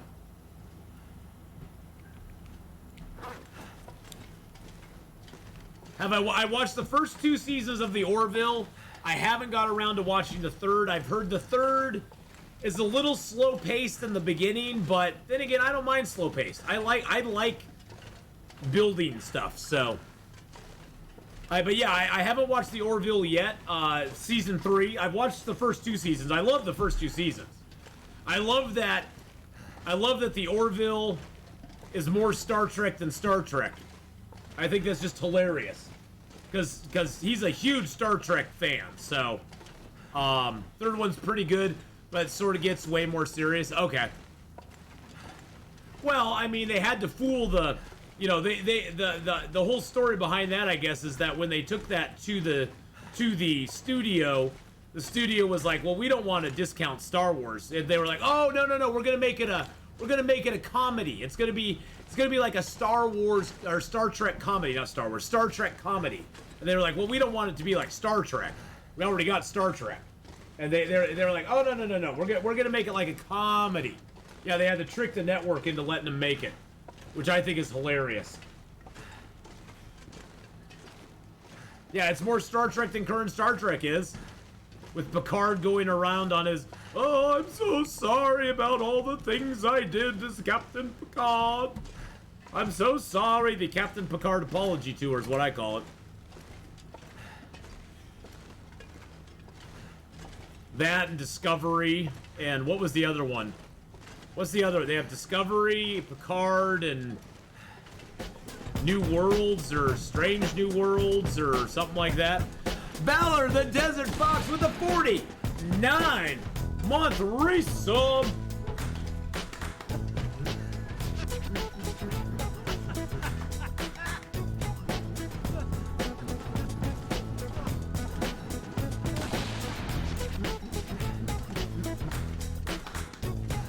Thank you so much. Thank you so much for the 49-month roost. Lower Deck was the animated. There's Discovery, and isn't there one coming out called Strange New Worlds or something? I don't care. I mean, that's why Star Trek for me ended with Enterprise. Enterprise was kind of the last straw for me. The only reason I watched Enterprise is because I love Scott Bakula. Loved Quantum Leap. So I was like, I'm gonna support it. It was okay. It was okay. But that was sort of the last Star Trek that I was very interested in at all. Now you go back to, you know, Next Generation, DS9. I actually was a big fan of Voyager. I don't like how it ended, but I was a big fan of Voyager throughout many years there. But yeah, Enterprise was kind of the end of modern Star Trek for me. I was not a big fan of the reboot movies. Yeah, Enterprise just hurt. It was just kind of, yeah, it just kind of hurt. Well, see, the problem they have, though, the problem they have with Enterprise is it's hard to go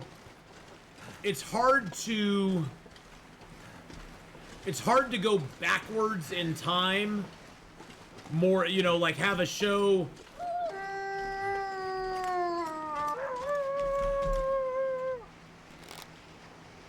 It's hard to have a show from back, you know, that's before Star Trek and make it work in a way.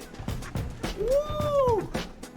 Ricky Bobby with a 7-month Twitch Prime sub there.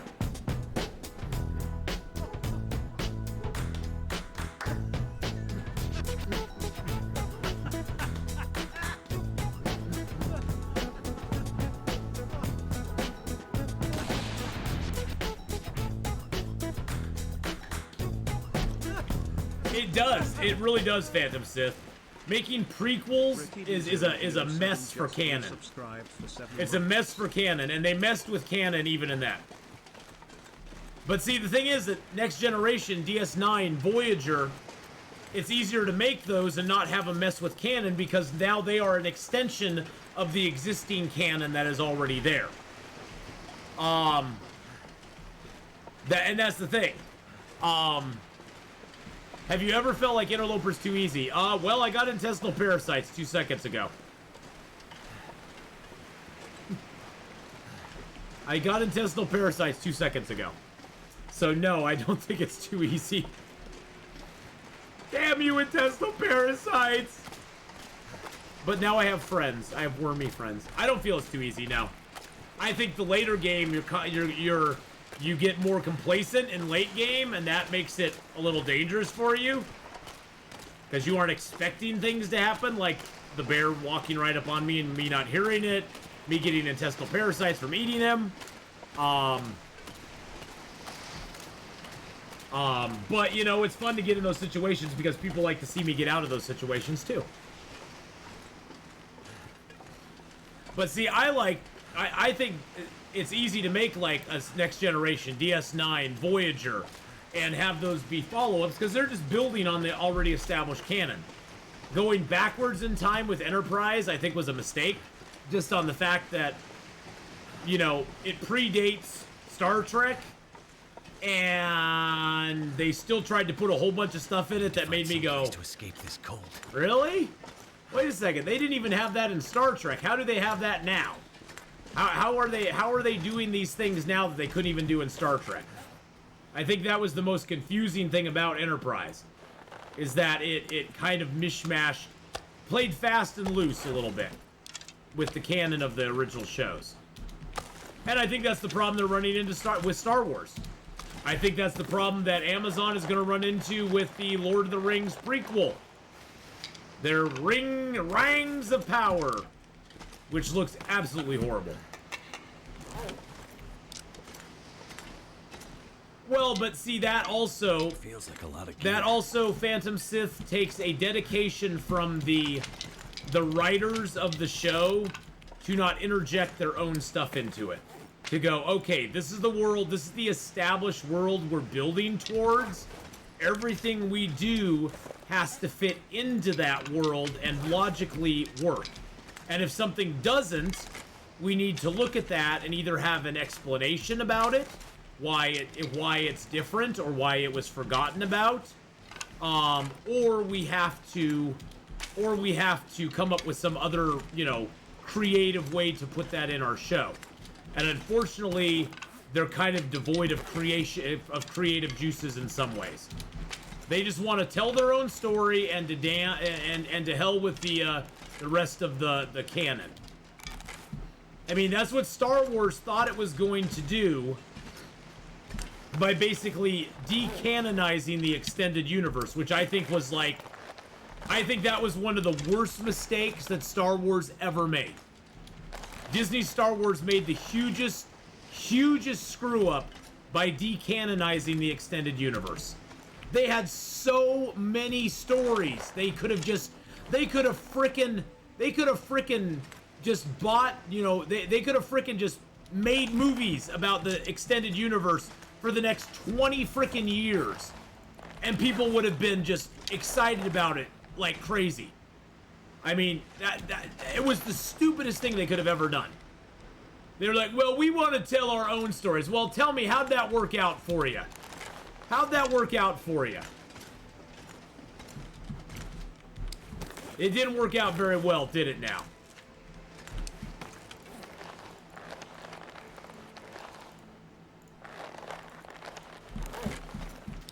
But, you know,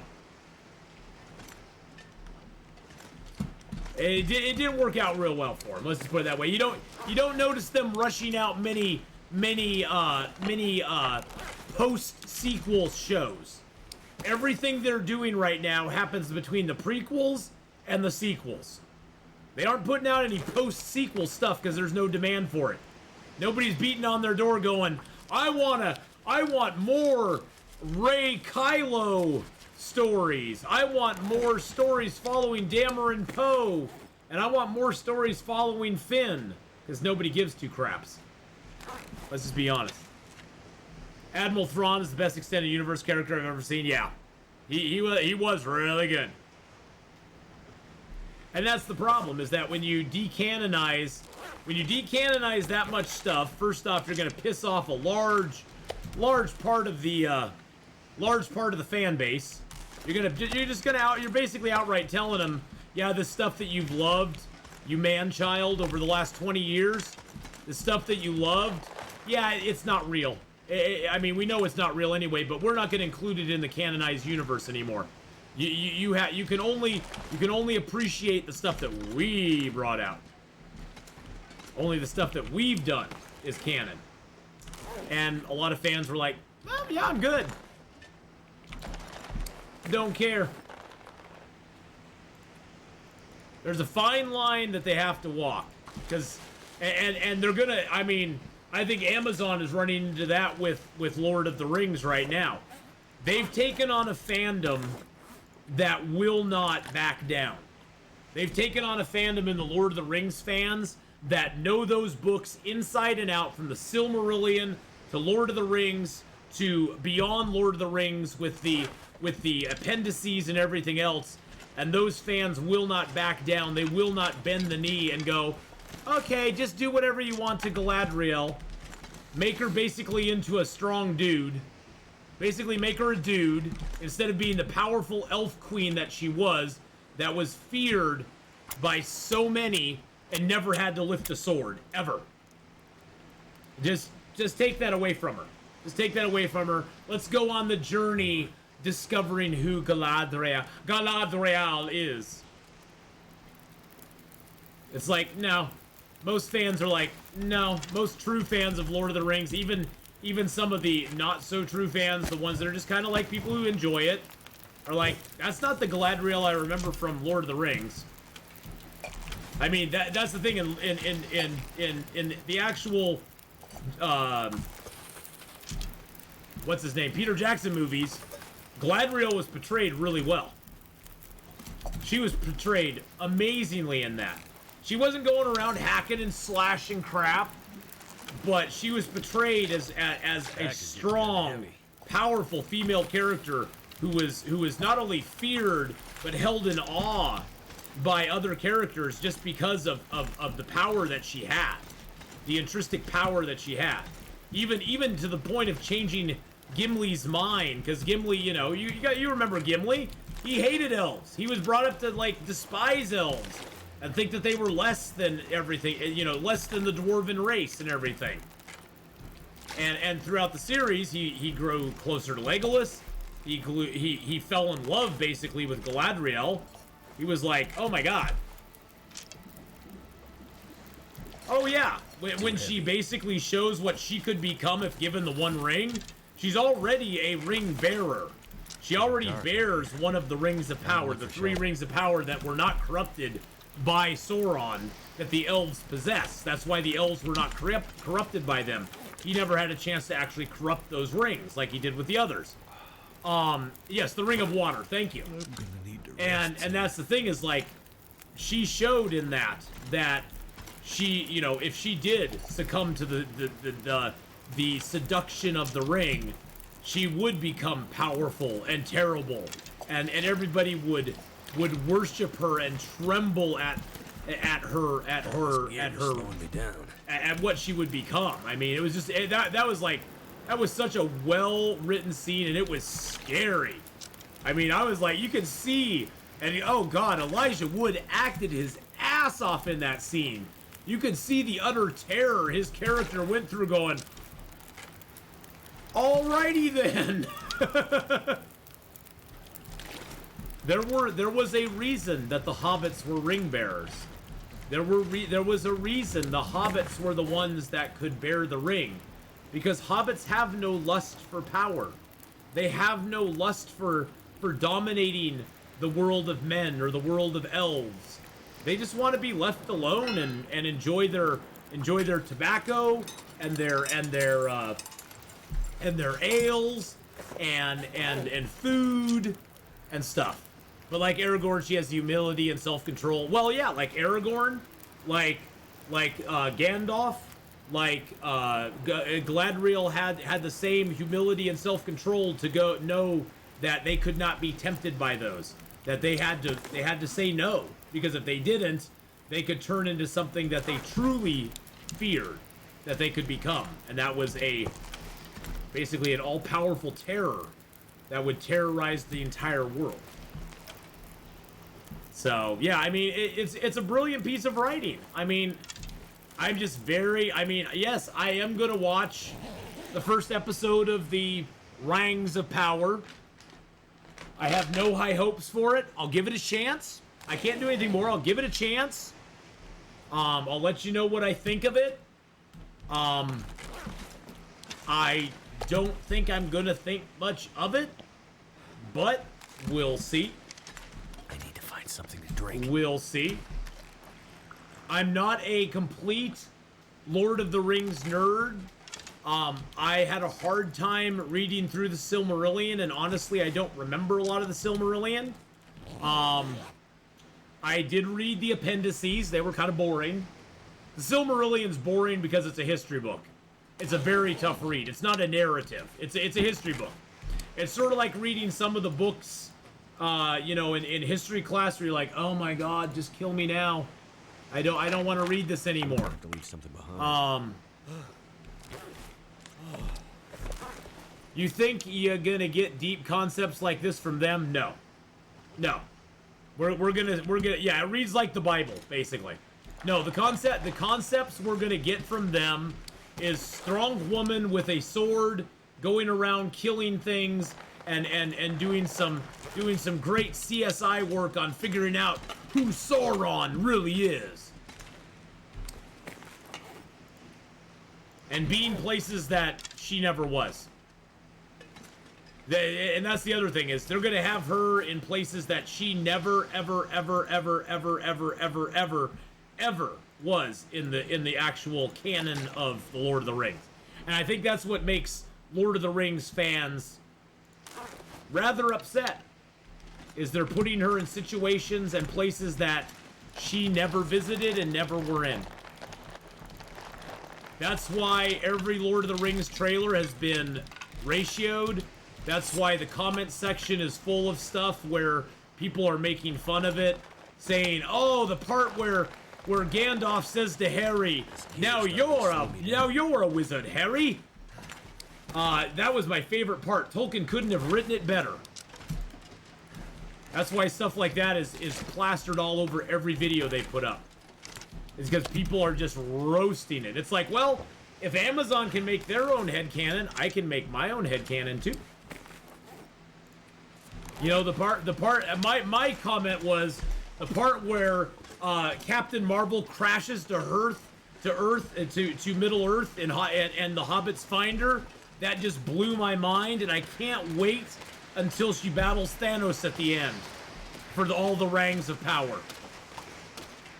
I think that was something about my comment. It had to do with Captain Marvel. Oh, believe me, I had to pile on too.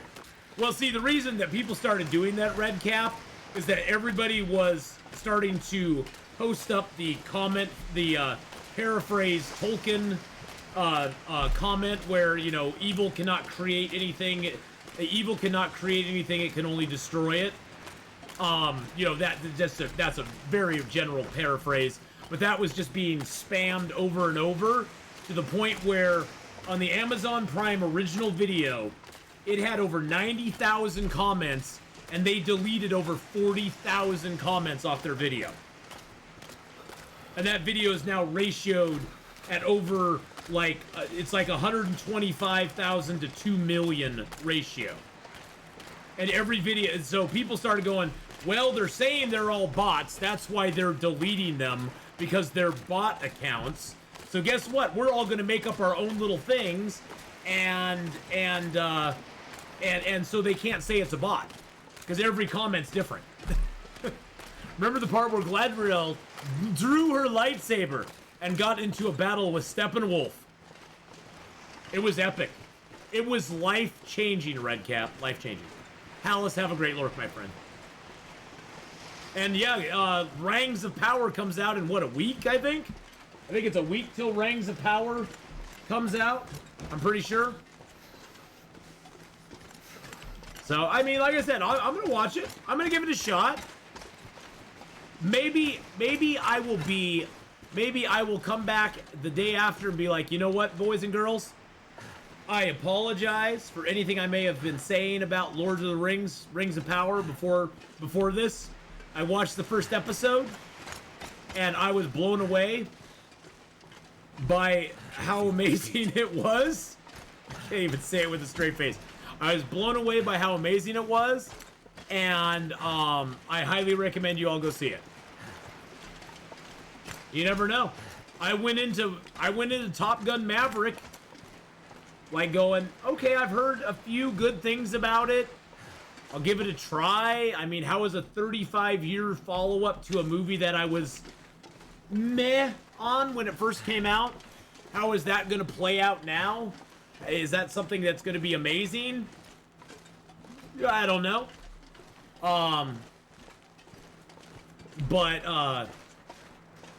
Yeah, I mean, I was very pleasantly surprised with it. Maybe that'll happen with Rings of Power. All I can say is so far I've been very disappointed with most of the stuff that's come out lately. I really like Terminal List. Yeah, you just went there for the jet scenes, me too. They were awesome. They were awesome. And the part where Tom Cruise comes out before the movie and it's like, hey, thanks for coming to our movie. We made this for you guys. It was like, oh my God. Finally someone going, hey, you know, audience, we know who you are. We're going to make something that we really think you enjoy. We appreciate you coming to the theater, spending your hard-earned money, and choosing our movie to see. We're going to thank you and say, you know what, when we made this, we were thinking about you guys. We had it in mind that we wanted to make a movie that harkened back to the old one. And Maverick's not now a lady. And Iceman's not gay. And yeah, we wanted to harken back and actually give you a movie that actually like held to the old movie and didn't just change everything just because it's what we wanted to write.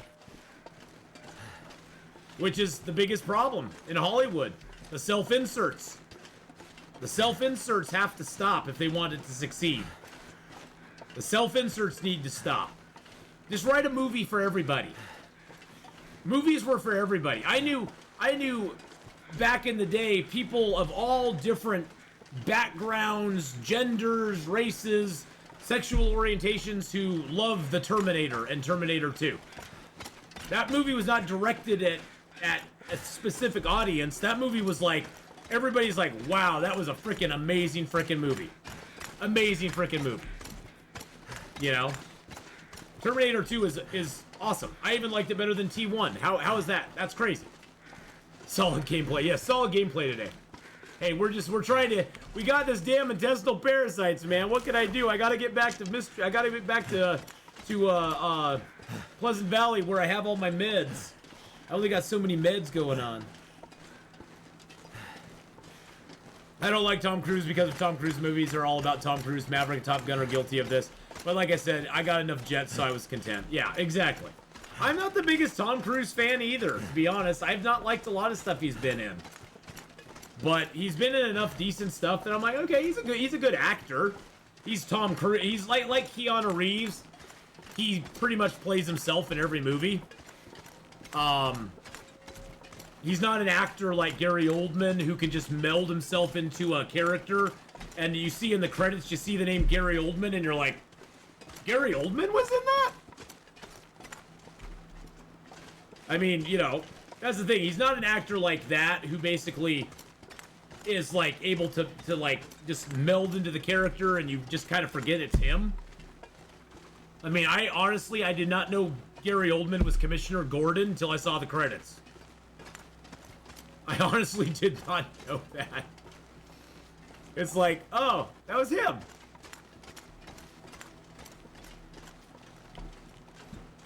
He's a good actor. It's just the movies that he always shows heavily focused on his character. Yeah. Yeah, oh well, yeah, he's not a bit player. He's always the star. And Keanu Reeves is a star as well. And, you know, he's just like Arnold Schwarzenegger. Is Arnold Schwarzenegger in most of his movies. Now, the exception to that is like, the one he did with Danny DeVito, Twins. You know, where he's doing a little bit different stuff. I couldn't stream this game. I love the solitude I have with this game. I like the solitude, but I like having chat here too, so. I knew it was him in Batman Begins. Yeah. I didn't realize it was him. I honestly didn't. Gary Oldman, you know, he's been in a lot of my favorite Power of the movies. verse can stop me. Hey, Carolyn Nemistry? Carolyn Nemistry? Is it like chemistry, but Carolyn Nemistry? How are you doing? Or Corlin Nemistry? Misery, how you doing? Misery, how's it going? Or Kindergarten Cops, yes. We the chat entertain me, yes. Yeah, I love Kindergarten Cop. I thought that was a great movie. He was Arnold Schwarzenegger in it, but it was a great movie. Keanu Reeves, he's pretty much Keanu Reeves in every movie he's in. Now he's more John Wick in every movie he's in. But, you know, he's a decent actor. He just plays Keanu Reeves. It's not a tuna. It's not a tuma. It's not a tuma. It's never a tuma. But, you know, that's the thing, is like some actors are very good at that. Other actors, you know, they like the spotlight, and they're usually headlining a movie because their name is big. Ever seen I've not seen Chain Reaction. What's that movie about? Not seen Chain Reaction. With Keanu and Morgan Freeman. Now, Morgan Freeman's awesome, too. Morgan Freeman is awesome. And, you know, honestly, too, it's like there's certain changes that they make to comics and stuff like that, comic book movies and other properties. Be able to carry this load for much longer. Like, you know, Samuel Jackson being Nick Fury. I mean, Nick Fury, if you want to go canon lore, is a blonde-haired white guy with an eye patch. You know, that's the canon if you want to do it. But good God, it's Samuel frickin' Jackson. You know, nobody's batted an eye when it's Samuel Jackson. I mean, it's like, okay, whatever. He's a great actor. You know, whatever. Keanu comes up with a world-destroying tech, and he needs Morgan's help to stop it from happening. Oh, I think I've heard of that one. Is that one on Netflix? I think I might have seen that one at some point in my queue or something. Is that a Netflix movie?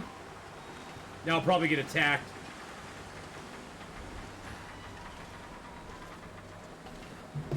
Oh, I got Johnny Mnemonic. That was a crappy movie. It's better now than it was back then, but Johnny Mnemonic was not. It was an interesting movie. It just was not real good. I think Johnny Mnemonic would have been a lot better if they did it now. Yeah, I don't see it on Netflix. Maybe it's on Prime or something. It might be on Prime. This pack is getting too heavy to carry. But yeah, I mean, I had no problem with Samuel Jackson being cast as the old Nick Fury.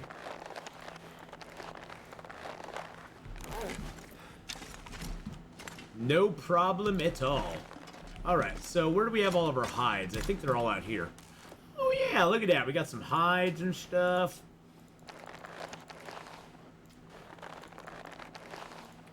But it's Samuel freaking Jackson, man. I love Samuel Jackson, though. I've loved Samuel Jackson.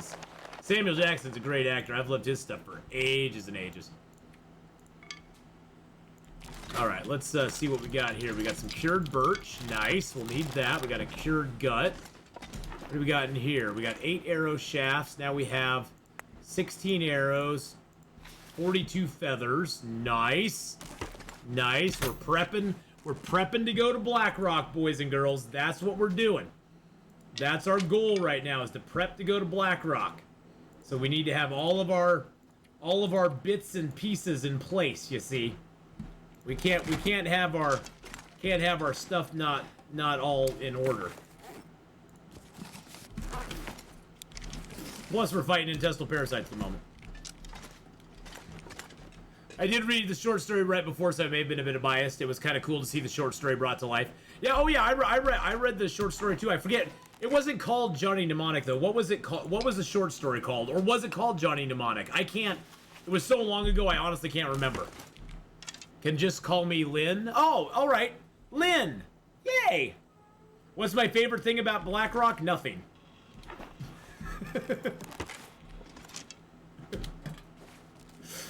Me and Blackrock hold no love for each other. Me and BlackRock have a complicated relationship. I don't like anything about it other than it's fun to just go around in the zone and kill timber wolves and kind of just do your thing, you know. Oh, Samuel Jackson in Pulp Fiction. Oh, good God, Samuel Jackson's just good.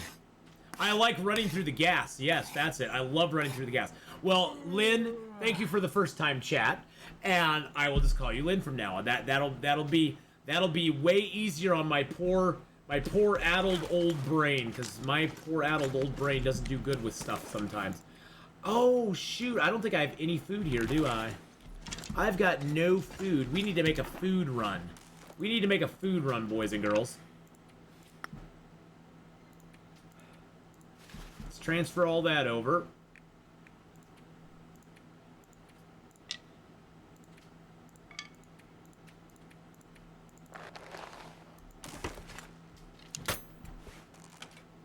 Gotta go make a food run, so we're gonna empty off most of our stuff. I only really need one of those. I don't need any tinder plugs. Boopity-boo, boopy-boo-ba-boo. Oh, that's my backup bedroll. Nice. You see my comment on Common Feral? Oh, no, I didn't. I did not see a comment on.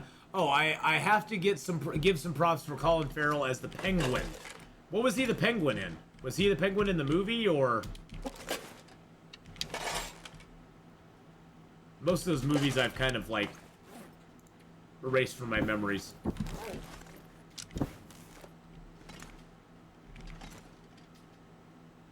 Oh, I haven't seen that one. I haven't seen that.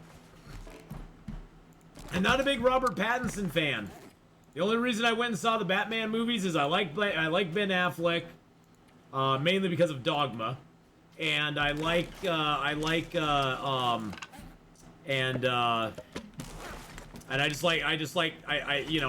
his portrayal of it.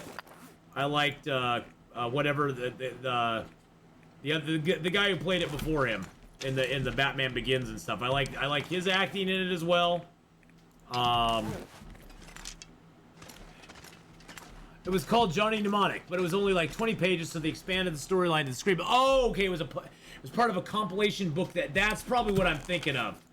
It was in like one of those anthology science fiction books that has like 25 stories in it, or 20 stories in it. Okay. Yeah, see, for me, my favorite version of Batman was probably... I actually really liked the Dark Knight ones. I don't think Ben Affleck was given the opportunity to do a good Batman.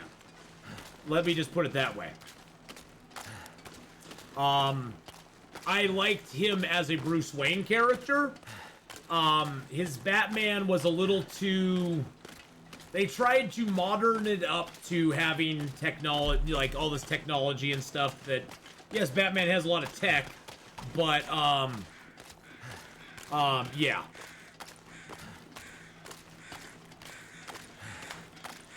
I like that they did that with him. The Christian Bale movies, I like those probably the best of the bunch. But yeah, animated series. The animated series was the best overall.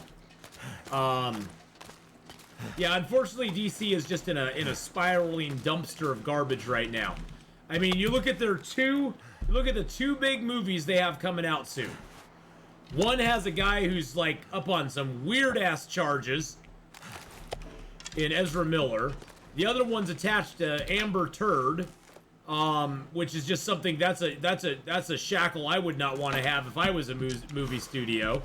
Although she's not the star of the film, she's involved in the film. The only one they really have coming out that doesn't have a lot of controversy surrounding it is Black Adam with The Rock. But it's The Rock. And honestly, Black Adam... I don't know when Black Adam became a popular thing. He was always Shazam's villain. He was a villain. He was Shazam's counter-villain. And I don't know when Black Adam became, like, the anti-hero.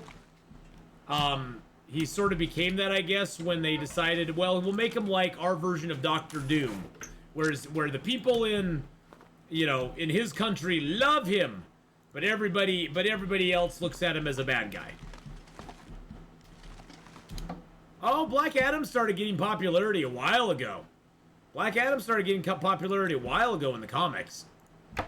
He started becoming like a sort of the anti-hero dude a while ago in the comic books. I have comics that I was buying back then where he was becoming sort of the he was becoming sort of an anti-hero back then. So I don't know why that exactly occurred. I think it's because comic books went through a whole deconstructing the hero phase where basically they had to give every hero major flaws like that had never happened before in comic books.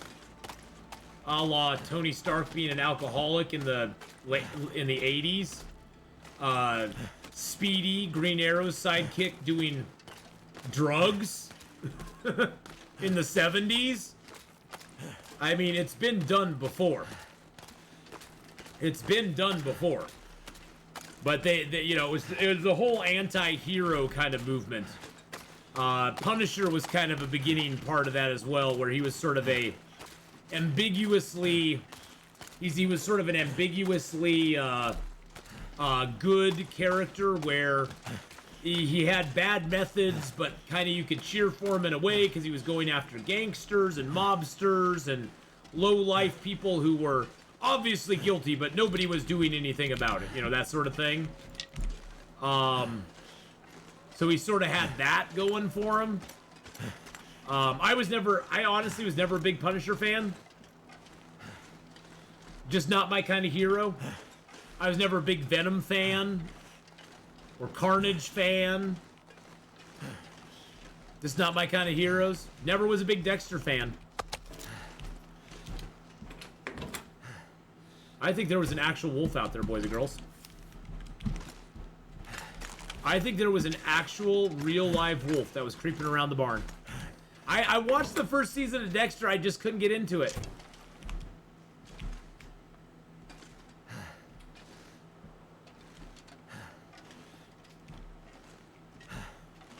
There's a wolf right there. Right on the other side of that car.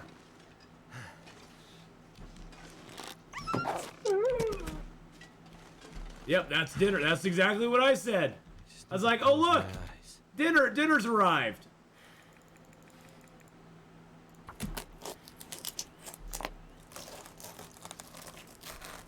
That's the beauty of being able to crouch when you shoot. You can sneak out of a door like that, sneak right up on the wolf. He didn't even see me. He was unwoofed, as predicted. Not a lot of meat on him, but you know what? That's okay. That's okay. We don't have a lot of water here or anything anyway, so we need to make a fire. I love watching the Netflix Marvel series. Oh, Daredevil was freaking... Daredevil is... Could you ever... That's the thing. I heard somebody comment on that the other day on a video I was watching. They were like, could you ever imagine Marvel, as it is now, Disney Marvel, could you ever imagine them coming up with something as good as Daredevil on Netflix? Just think about it for a minute. If you've actually watched the Daredevil series on Netflix, could DC Marvel ever make anything that good? No, they couldn't. That's what they should be aspiring to. That's what they, I mean, that is the preeminent Marvel series ever made. Like, long form series. No, they couldn't. It had great character development. It had the greatest villain ever. All right. Which they basically just, like, destroyed in that Hawkeye show from what I heard. But Wilson Fisk as his nemesis, it was gritty, it was raw, it was very grounded, and it was just great. Yeah, and Daredevil too. They did a great job with Daredevil as well, showing his struggles. You know, it's so funny. You know, they talk about, oh, we're doing the first disabled hero or something. It's like, I got news for you. There's this guy called Daredevil, who's literally blind. Oh, and by the way, there's this other guy. You may have heard from him. You may have heard of him back in the 60s, called Professor Xavier, who's literally in a wheelchair. You aren't reinventing the wheel. I'm sorry. I know nothing existed before they were born. For a lot of these writers, nothing existed before they were born, and they can't be bothered to go back and actually read a comic book or figure anything out. But it's been done before. It's been done before. Blade was in movies way before Black Panther. As great as Black Panther was, and honestly, Black Panther was not that great. The CGI in, Winter Soldier's technically a disabled vet. The CGI at the end of Black Panther is horrific. I just watched that again the other day, and the CGI at the end of Black Panther is some of the most horrible stuff. I've seen stuff that people have made on YouTube that looks better than the CGI fight at the end of Black Panther. Way better. And Wesley Snipes was freaking amazing. Yeah, the first two movies that he did, the first two Blade movies, were freaking awesome. Oh shoot, I let the thing run out. Gosh dang it. Oh yeah. I still enjoy the all the Blade movies. The third one was kind of I didn't enjoy it that much, but yeah, Black Panther overall was good. It just set up some very weird things that I'm wondering how they're going to explain in Black Panther 2. That's done. The basic one being, okay, explain to me how power how the power structure, the political power structure in Black Panther is handled. It seemed like two people would go and fight on a cliffside, and the stronger one would win. For a technologically advanced society like them, that seems like a really weird way to have power be the power over a country to be decided. I don't know, just saying. I'm just saying. And that seems to exclude about half the population, because I'm sorry, there's not going to be a female fighter that's going to go up against Killmonger or T'Challa and probably win. So that's very exclusionary for a society. You know, and honestly, to be honest, I think with Black Panther 2, the reason it's going to fail, the reason Black Panther 2 is going to fail is because they should have just recast T'Challa. All props to Chadwick Boseman. You can never replace him. But characters get recast when other actors die sometimes. It happens. It just happens. And they could have recast him, and they could have had they could have kept T'Challa going, because T'Challa is Black Panther. Siri or whatever. Yeah, War Machine was a recast. Exactly, War Machine was a recast. And nobody said diddly squat about it. People were like, okay, they recast him. The other actor was unavailable or whatever. And it's like, okay, that happens. You can't do anything about it. And T'Challa is Black Panther. Siri will never be Black Panther. And if they try to make her Black Panther, that's going to be the downfall of their movie. It's going to be the downfall of their movie. Now, if they don't try to replace him, and they basically just like leave the Black Panther mantle untouched, I'm totally okay with that. Totally fine with that. You know, have it be a Wakanda story. They could make a really, I mean, you could think they could make a really interesting story around that, where T'Challa succumbs to something, and now it has to deal with the shifting power structure in Wakanda, how Wakanda's dealing with the world, now that the world has sort of like, the world knows about Wakanda, and all that stuff. They could do a really like interesting like dissection of how that would exactly affect not only Wakanda but the MCU at large, with the loss of T'Challa, them hanging up the Black Panther mantle, them having to deal with the political ramifications of everything that's going on, the destabilization in their own country, how it reacts with other countries, how countries are now wanting their technology and stuff, and they're hesitant to give it to them because they know what they're going to do with it. There's a lot of really interesting stuff they could do.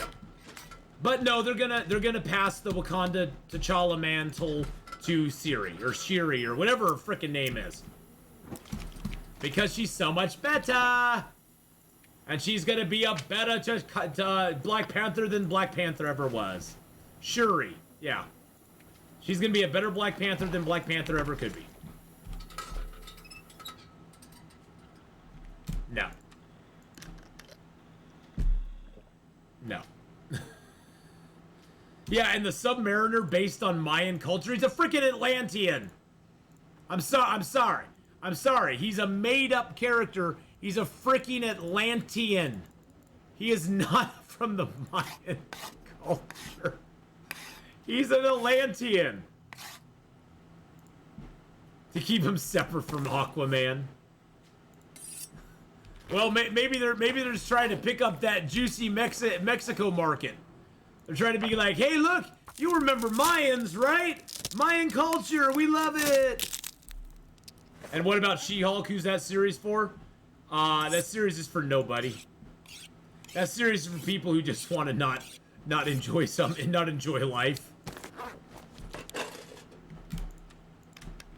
It's for people who don't want to enjoy life, I guess. But hey, if you like it, go for it. If you like the new She-Hulk, I would never tell you to not watch it. If you've not watched She-Hulk yet, I tell you, probably don't waste your time. Just you'll be okay. You'll be okay.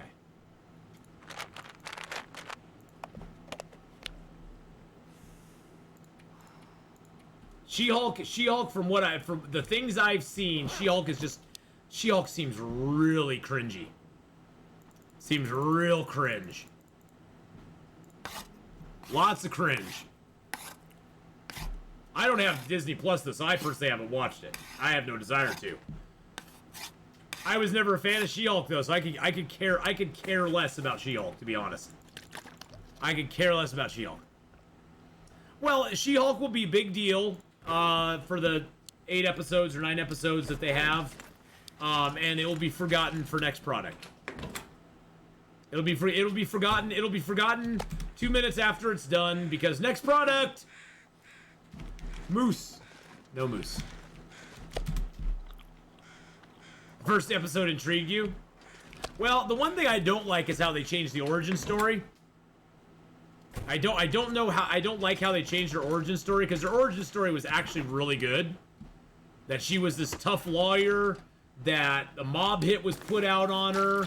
Bruce had tried to warn her, he's like, oh, maybe you shouldn't take this case, it's gonna be really dangerous. And then she's shot. She's dying. Bruce is like, oh god, he's like, I know what the gamma radiation's gonna do to her. I don't want to put her through the hell that I've been through in my life, being hunted by the government, not being able to control myself. I don't want to put her through that. But he makes the decision to, because he's like, okay, it's either that or she dies. So I don't want to lose my cousin. So he does it, and she becomes She-Hulk. Because the mobsters come back to her bedroom, they try to kill her while she's helpless in the hospital, and so she turns into She-Hulk for the first time and beats up the assassins, and then's like, holy crap! And of course, being a different person, the gamma stuff, and she wasn't exposed directly to the gamma radiation, it affects her differently, and she's actually able to control her change back and forth between Jen and herself. Of course, in the She-Hulk show, it's because woman power. It's like, okay, that's like the laziest writing ever. It's like, you could actually make it freaking interesting. It'd actually be interesting. You could give her a story. But no, we couldn't do that. Does she rip her shirt off? No, funny, you know, because she only gets a little bit taller, her shirt kind of rips, but it doesn't really come off like the Hulk's, you know. Yeah, it doesn't ever do that. Well, except when John Byrne's writing her, then he pretty much just like, he stripped her naked like every comic book. But that's because that comic book was aimed at certain people. Let's just say.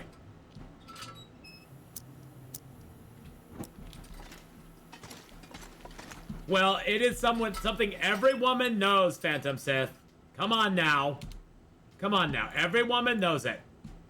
Funny, I've talked to my mom, I talked to my best friend about it, and no, they don't know that as well. They don't know that as well.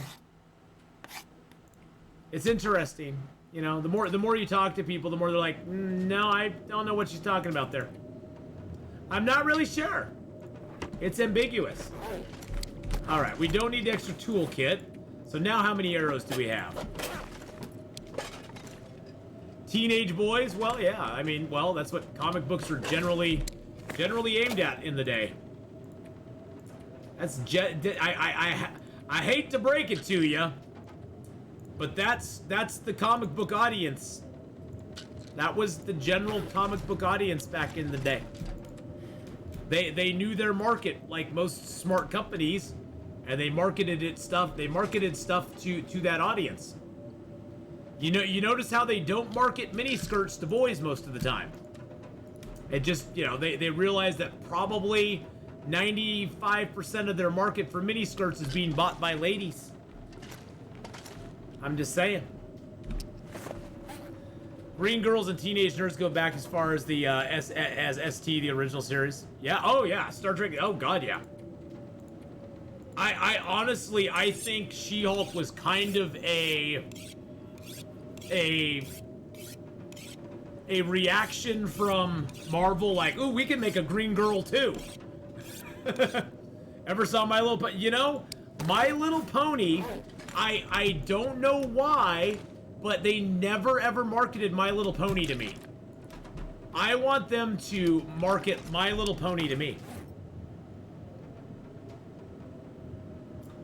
I feel very strongly about that. I could give two craps about My Little Pony. I could care less about My Little Pony. Okay, so we gotta get back. We got how many more days of we got 14 more days to go. 14 more days to go, boys and girls.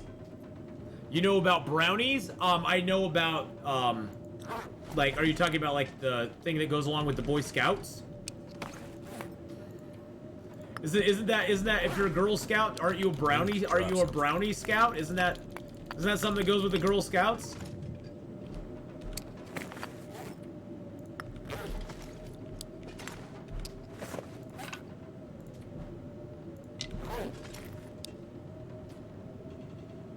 Is that what you're talking about? I honestly don't know.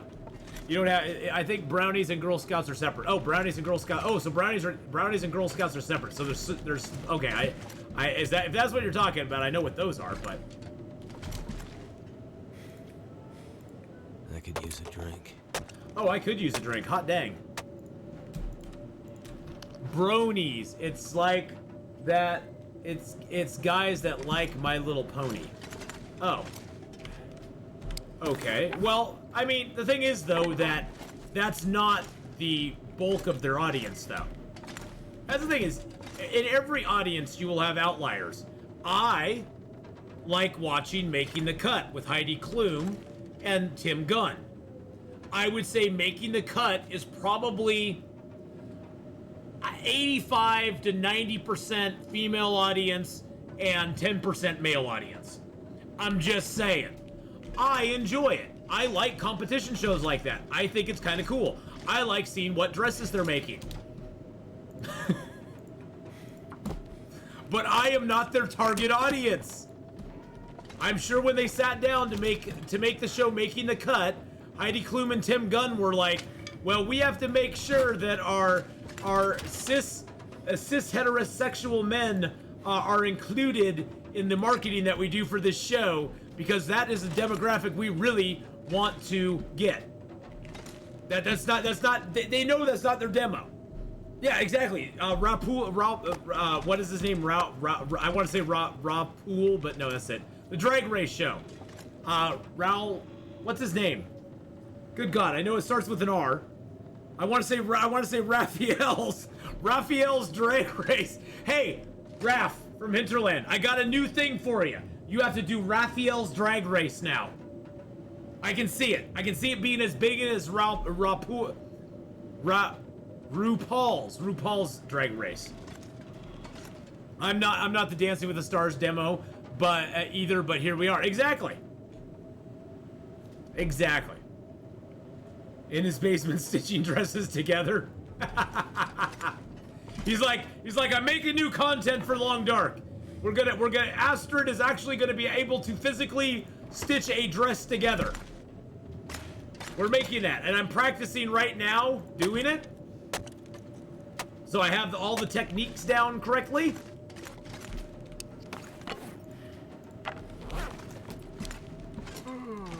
You know, it's all part of the experience, you know. Hey, Sweet Lou, how you doing, buddy? That's the last of my food here. And that is not much food. That is not much food, my friends. Makes me kind of sad.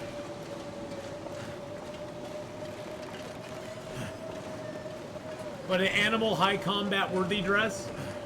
Oh, it would be a couture. It would be a couture dress for animal combat. You have to go high couture for it. You can't just make a regular dress. Well, Sweet Lou, we're doing a little bit of Long Dark. We got ourselves a little intestinal parasites on accident. Whoopsie. I ate a little bit of bad meat. I didn't mean to. I was trying to harvest 2 sacks of meat, and I harvested one.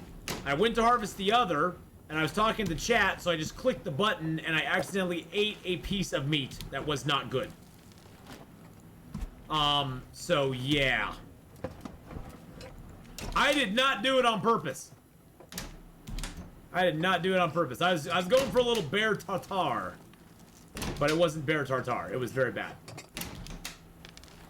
But yeah, it was not what I was intending to do at all.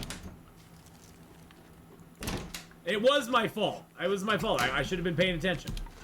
It was totally my fault. I'm not minimizing my responsibility. I got 14 more days to go. I've been really good though. Every morning at sunrise, I take my medicine. Every morning at sunrise, I take my meds.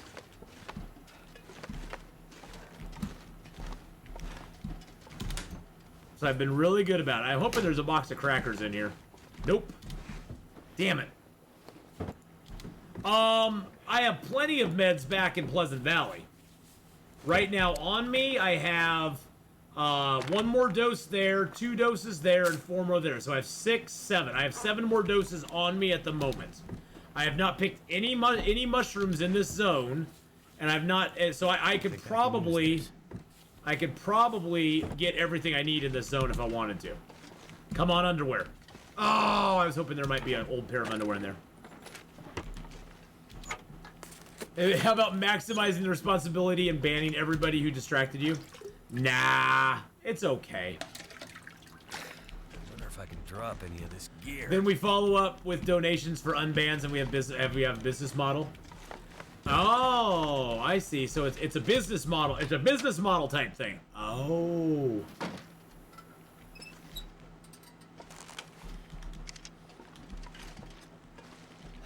Mr. Moose. Where are you, Mr. Moose? Mr. Moose.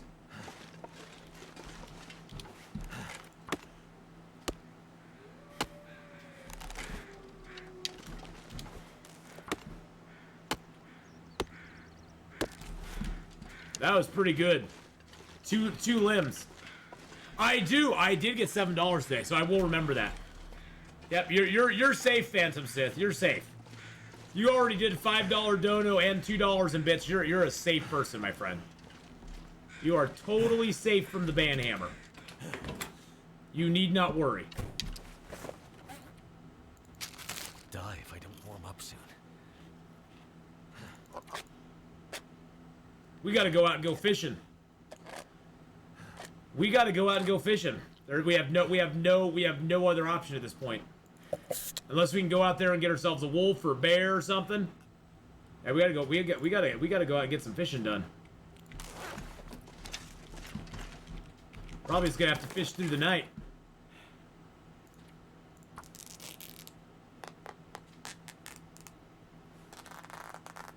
Yeah, BK's like, banhammer? Do I need to ban somebody? Do I need to ban somebody?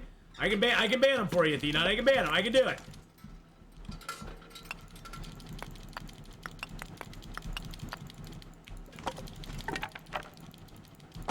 I can barely walk with this much gear.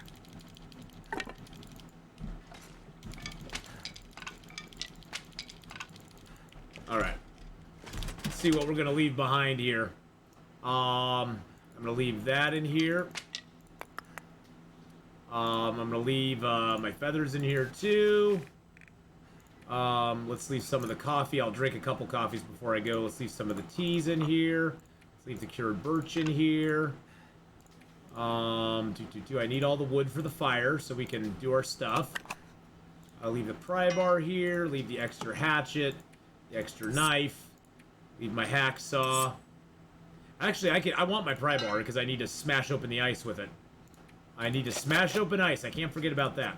The lantern's almost useless. My bow, I have an extra bow now, which is great. Leave a whetstone here.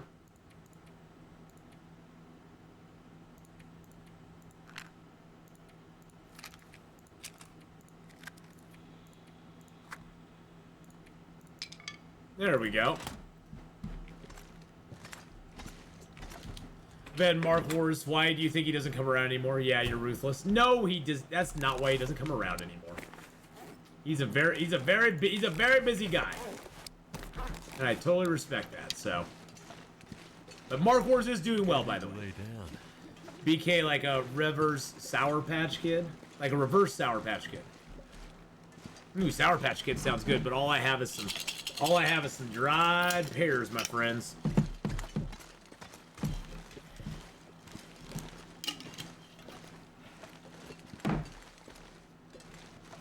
I've got some dried pears and a dream. I ate all those mangoes, by the way. I ain't got no more of those anymore. That's why I have so many dried pears. Thank you, Red Cap, for those, by the way. I appreciate that very much, my friend.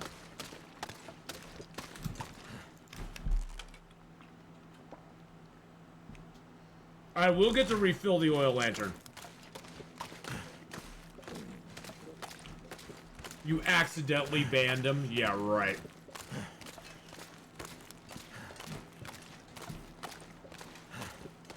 I accidentally banned somebody.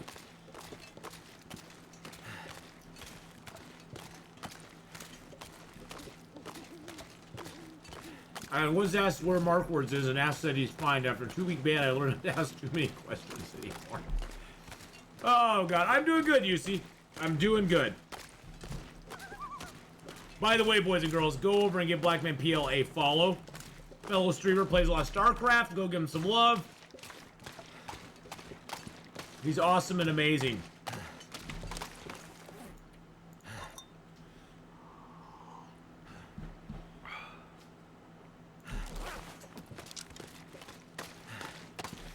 Of course. Well, we could go the easy route and just kill the bear.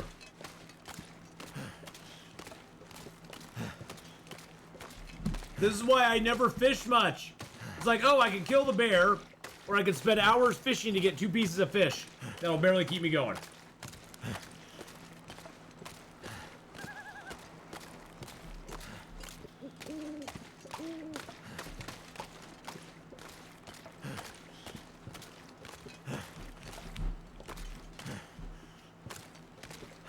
He's sniffing me.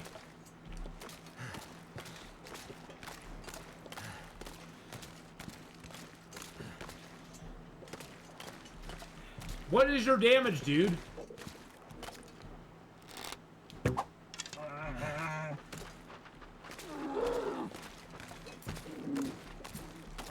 I'd even hit him.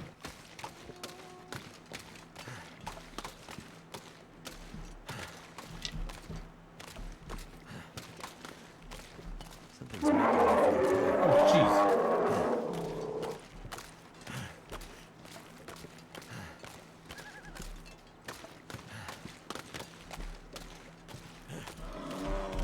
There we go. Now we got his attention.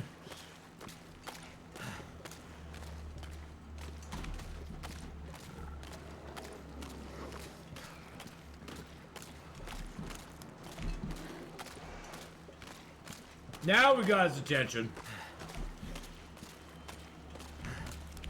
There's no doggos out here. Stop it.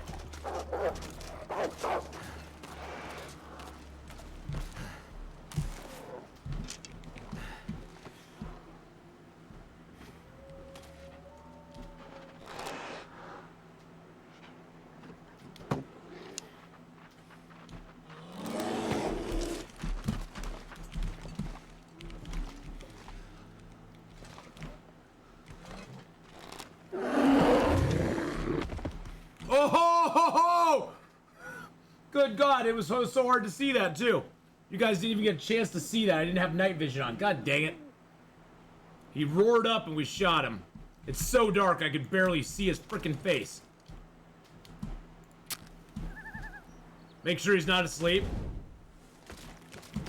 Make sure he's not asleep. Yeah, shot right to the heart, baby. Shot to the heart! Athenon's to blame. He gives love a bad name.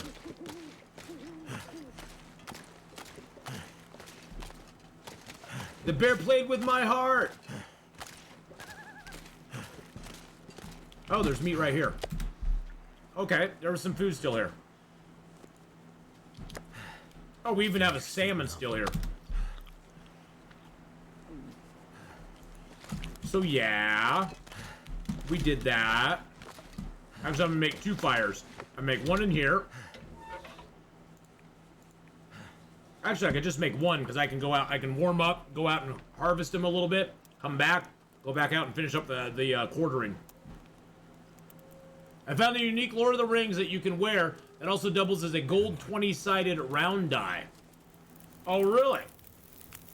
That's kind of cool. That did it.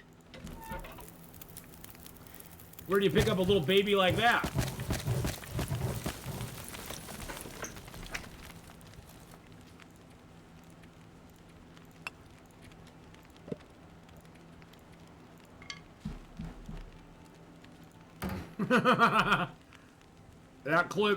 That clip is infamy. That clip will live in infamy, my friends.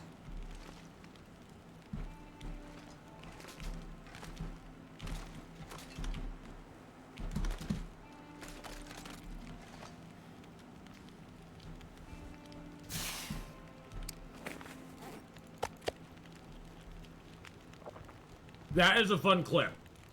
It's a fun one to revisit and watch.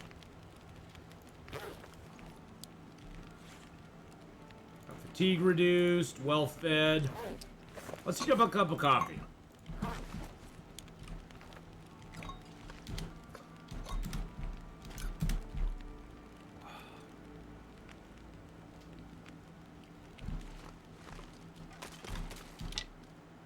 Oh, I got my other arrow back. Nice.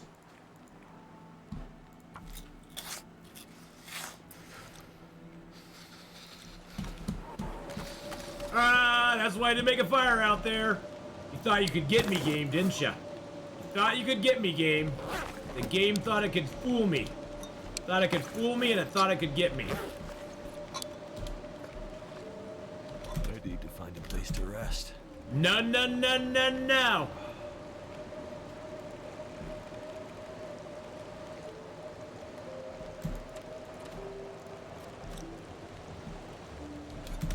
No, no, no, no, no, game. You don't get to do that to me.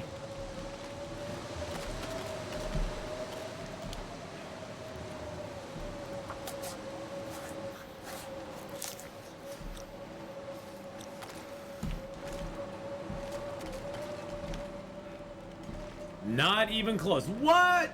Oh my gosh. Phantom Sith, you just won at slots? Holy crap. That's like a once in a lifetime opportunity right there. That does not happen very often, my friend. Does not happen very often at all.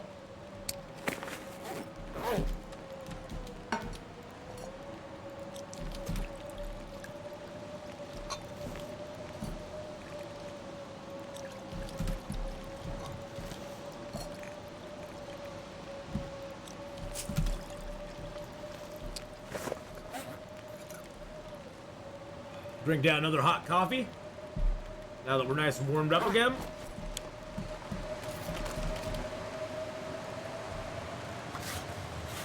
$18 minutes left on the quartering.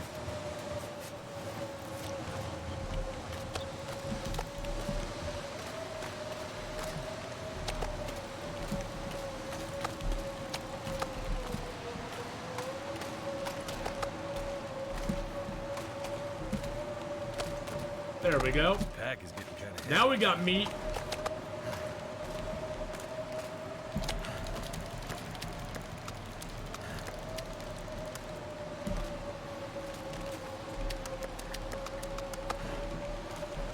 All right.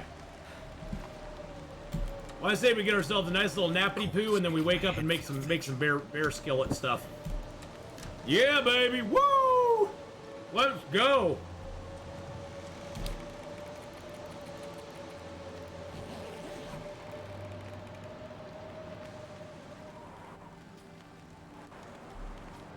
Ah, there we go.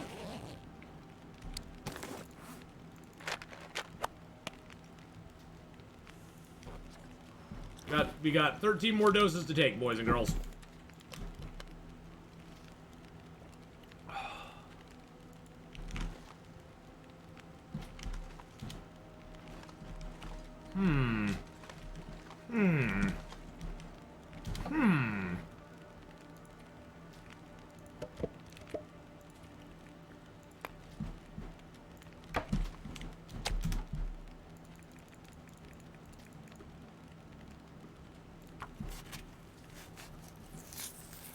Alright. Oh. Well, I was like, oh, I'll build my fire up outside. Oh, never mind.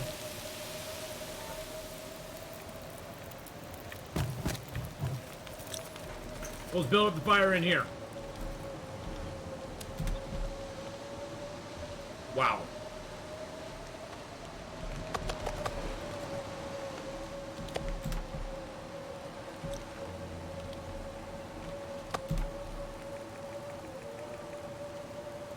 Wow.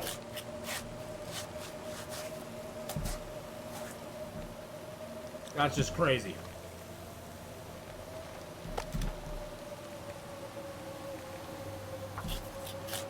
I play this game and one of the achievements is to burn billions of offshore cash. What game is that?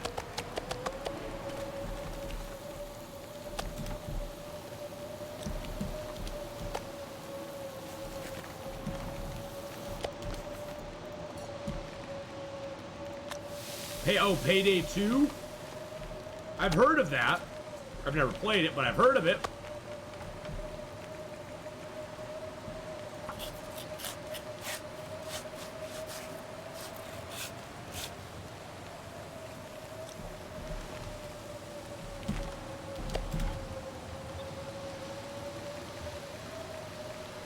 Oh, that was in response to Phantom Sith. Oh, I got you, okay. I thought you were talking to me. Are you talking to me? Are you talking to me?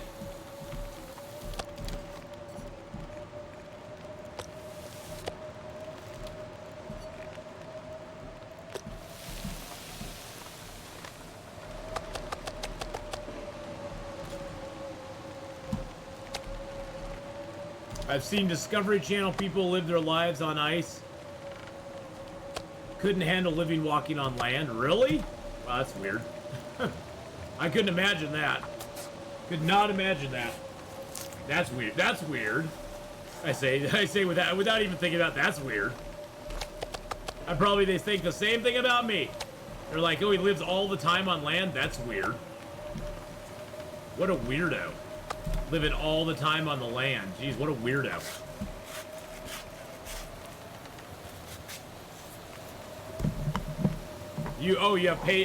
Payday? Yeah, I've never played Payday. I mean, I played the old board game Payday. I think that was a little less shooty. Hey, how you doing, Chris? Well, the new update has some pretty good stuff in it. They did a good job giving us, you know, making so corpses don't decay as fast as they used to. They fixed a lot of little bugs that people were having with the game. And for that, I really applaud them for doing that. Too heavy. It's not very... The update really didn't do very much, let's say. The update was not, like, a major thing. It was mainly a lot of minor fixes and stuff. It would have to be late night. Yeah, when I get back, this fall, when I get back to starting to stream on the weekends again, Redcap, let's do that one night. You know, have it sort of be the tail end of a stream one night. I wouldn't mind doing that. I'd have to get Payday 2. I don't have it, but you know.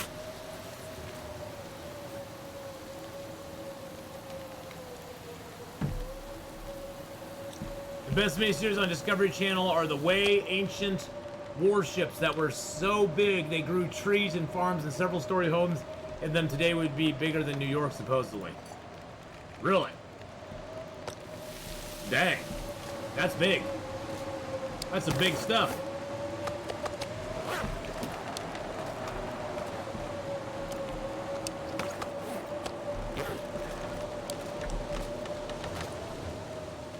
Do I think I can get GamesLift to get it? I'll talk to him at TwitchCon about it. GamesLift and I are going to be talking about a lot of stuff at TwitchCon, boys and girls. Oh, he has it. To get in on it. Oh, if I can talk to getting him in on it. Yes, I probably could. We probably could we may be able to do something like that.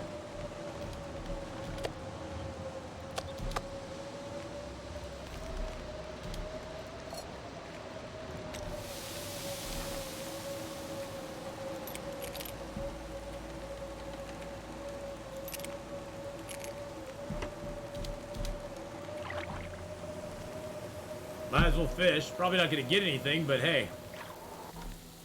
Using an hour of time.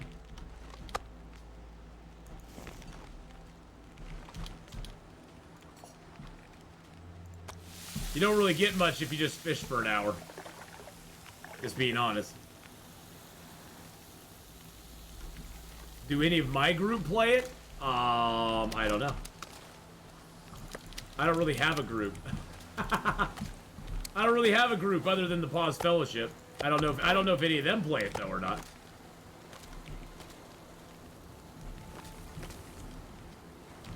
I don't know. How much more Long Dark tonight? About another... Oh. Not much. I was like, oh, what time is it? Oh. Yeah, this is when I was going to switch over and play Infected or... Yeah. Dude, I don't, you know, I don't know if they do or not. I honestly don't know if any of them played or not. I've never inquired. I will put out an inquiry. I'll put out an inquiry. How many people is Payday 2 good for? I mean, like, as far as, like, number of people who can play it at the same time. Is it good with, like, 5 or 6, or is it better with 3 or 4? What's kind of the lowdown on that? 4 at a time? Oh, it's 4 at a time. Okay. I'm sure if I had you, Redcap, yes, I'm playing Infected Beta. Yep, Infected Beta.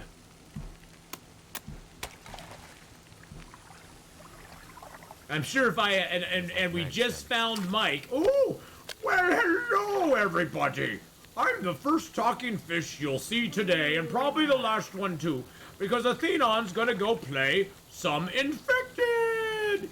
Yay! Tonight on Infected, We have to go to 3 cities and find our chemistry bench so we can heal our friend Mike, who will then help us with tasks around the camp. We've already found Mike, we just can't heal him. So we're gonna have to go do that. So stay tuned for Infected Healing of Mike. Oh, well, he even promoted the stream tonight. What a guy. What a guy. Even promoted what's coming up. That is so cool of him. I mean, I always said that fish was quite a nice character. I always liked him. I always liked that fish.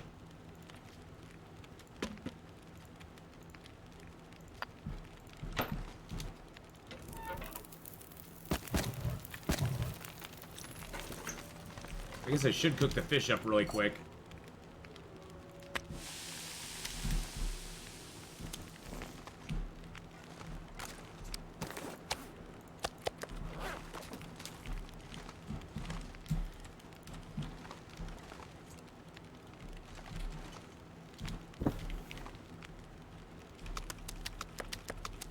Drop all those guts there. Get a nice pull of water. We'll have to make some water when we get up in the morning. Okay, we're good. And, oh, I do need some food. Should have done this before I took my big pull of water, but that's okay.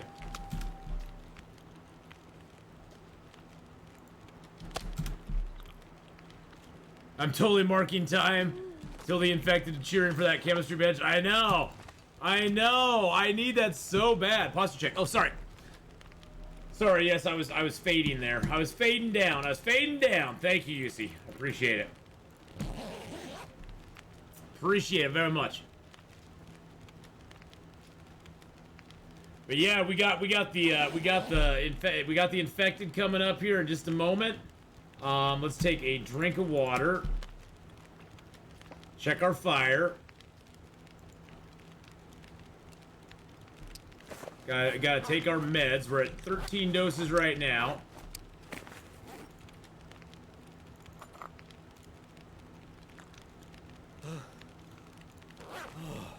$12 doses now. So we're gonna need to go find some more mushrooms. I got 3 on me, which isn't bad. Chem bench was the first blueprint you found. Yeah, I have not found it yet. I ain't found it yet.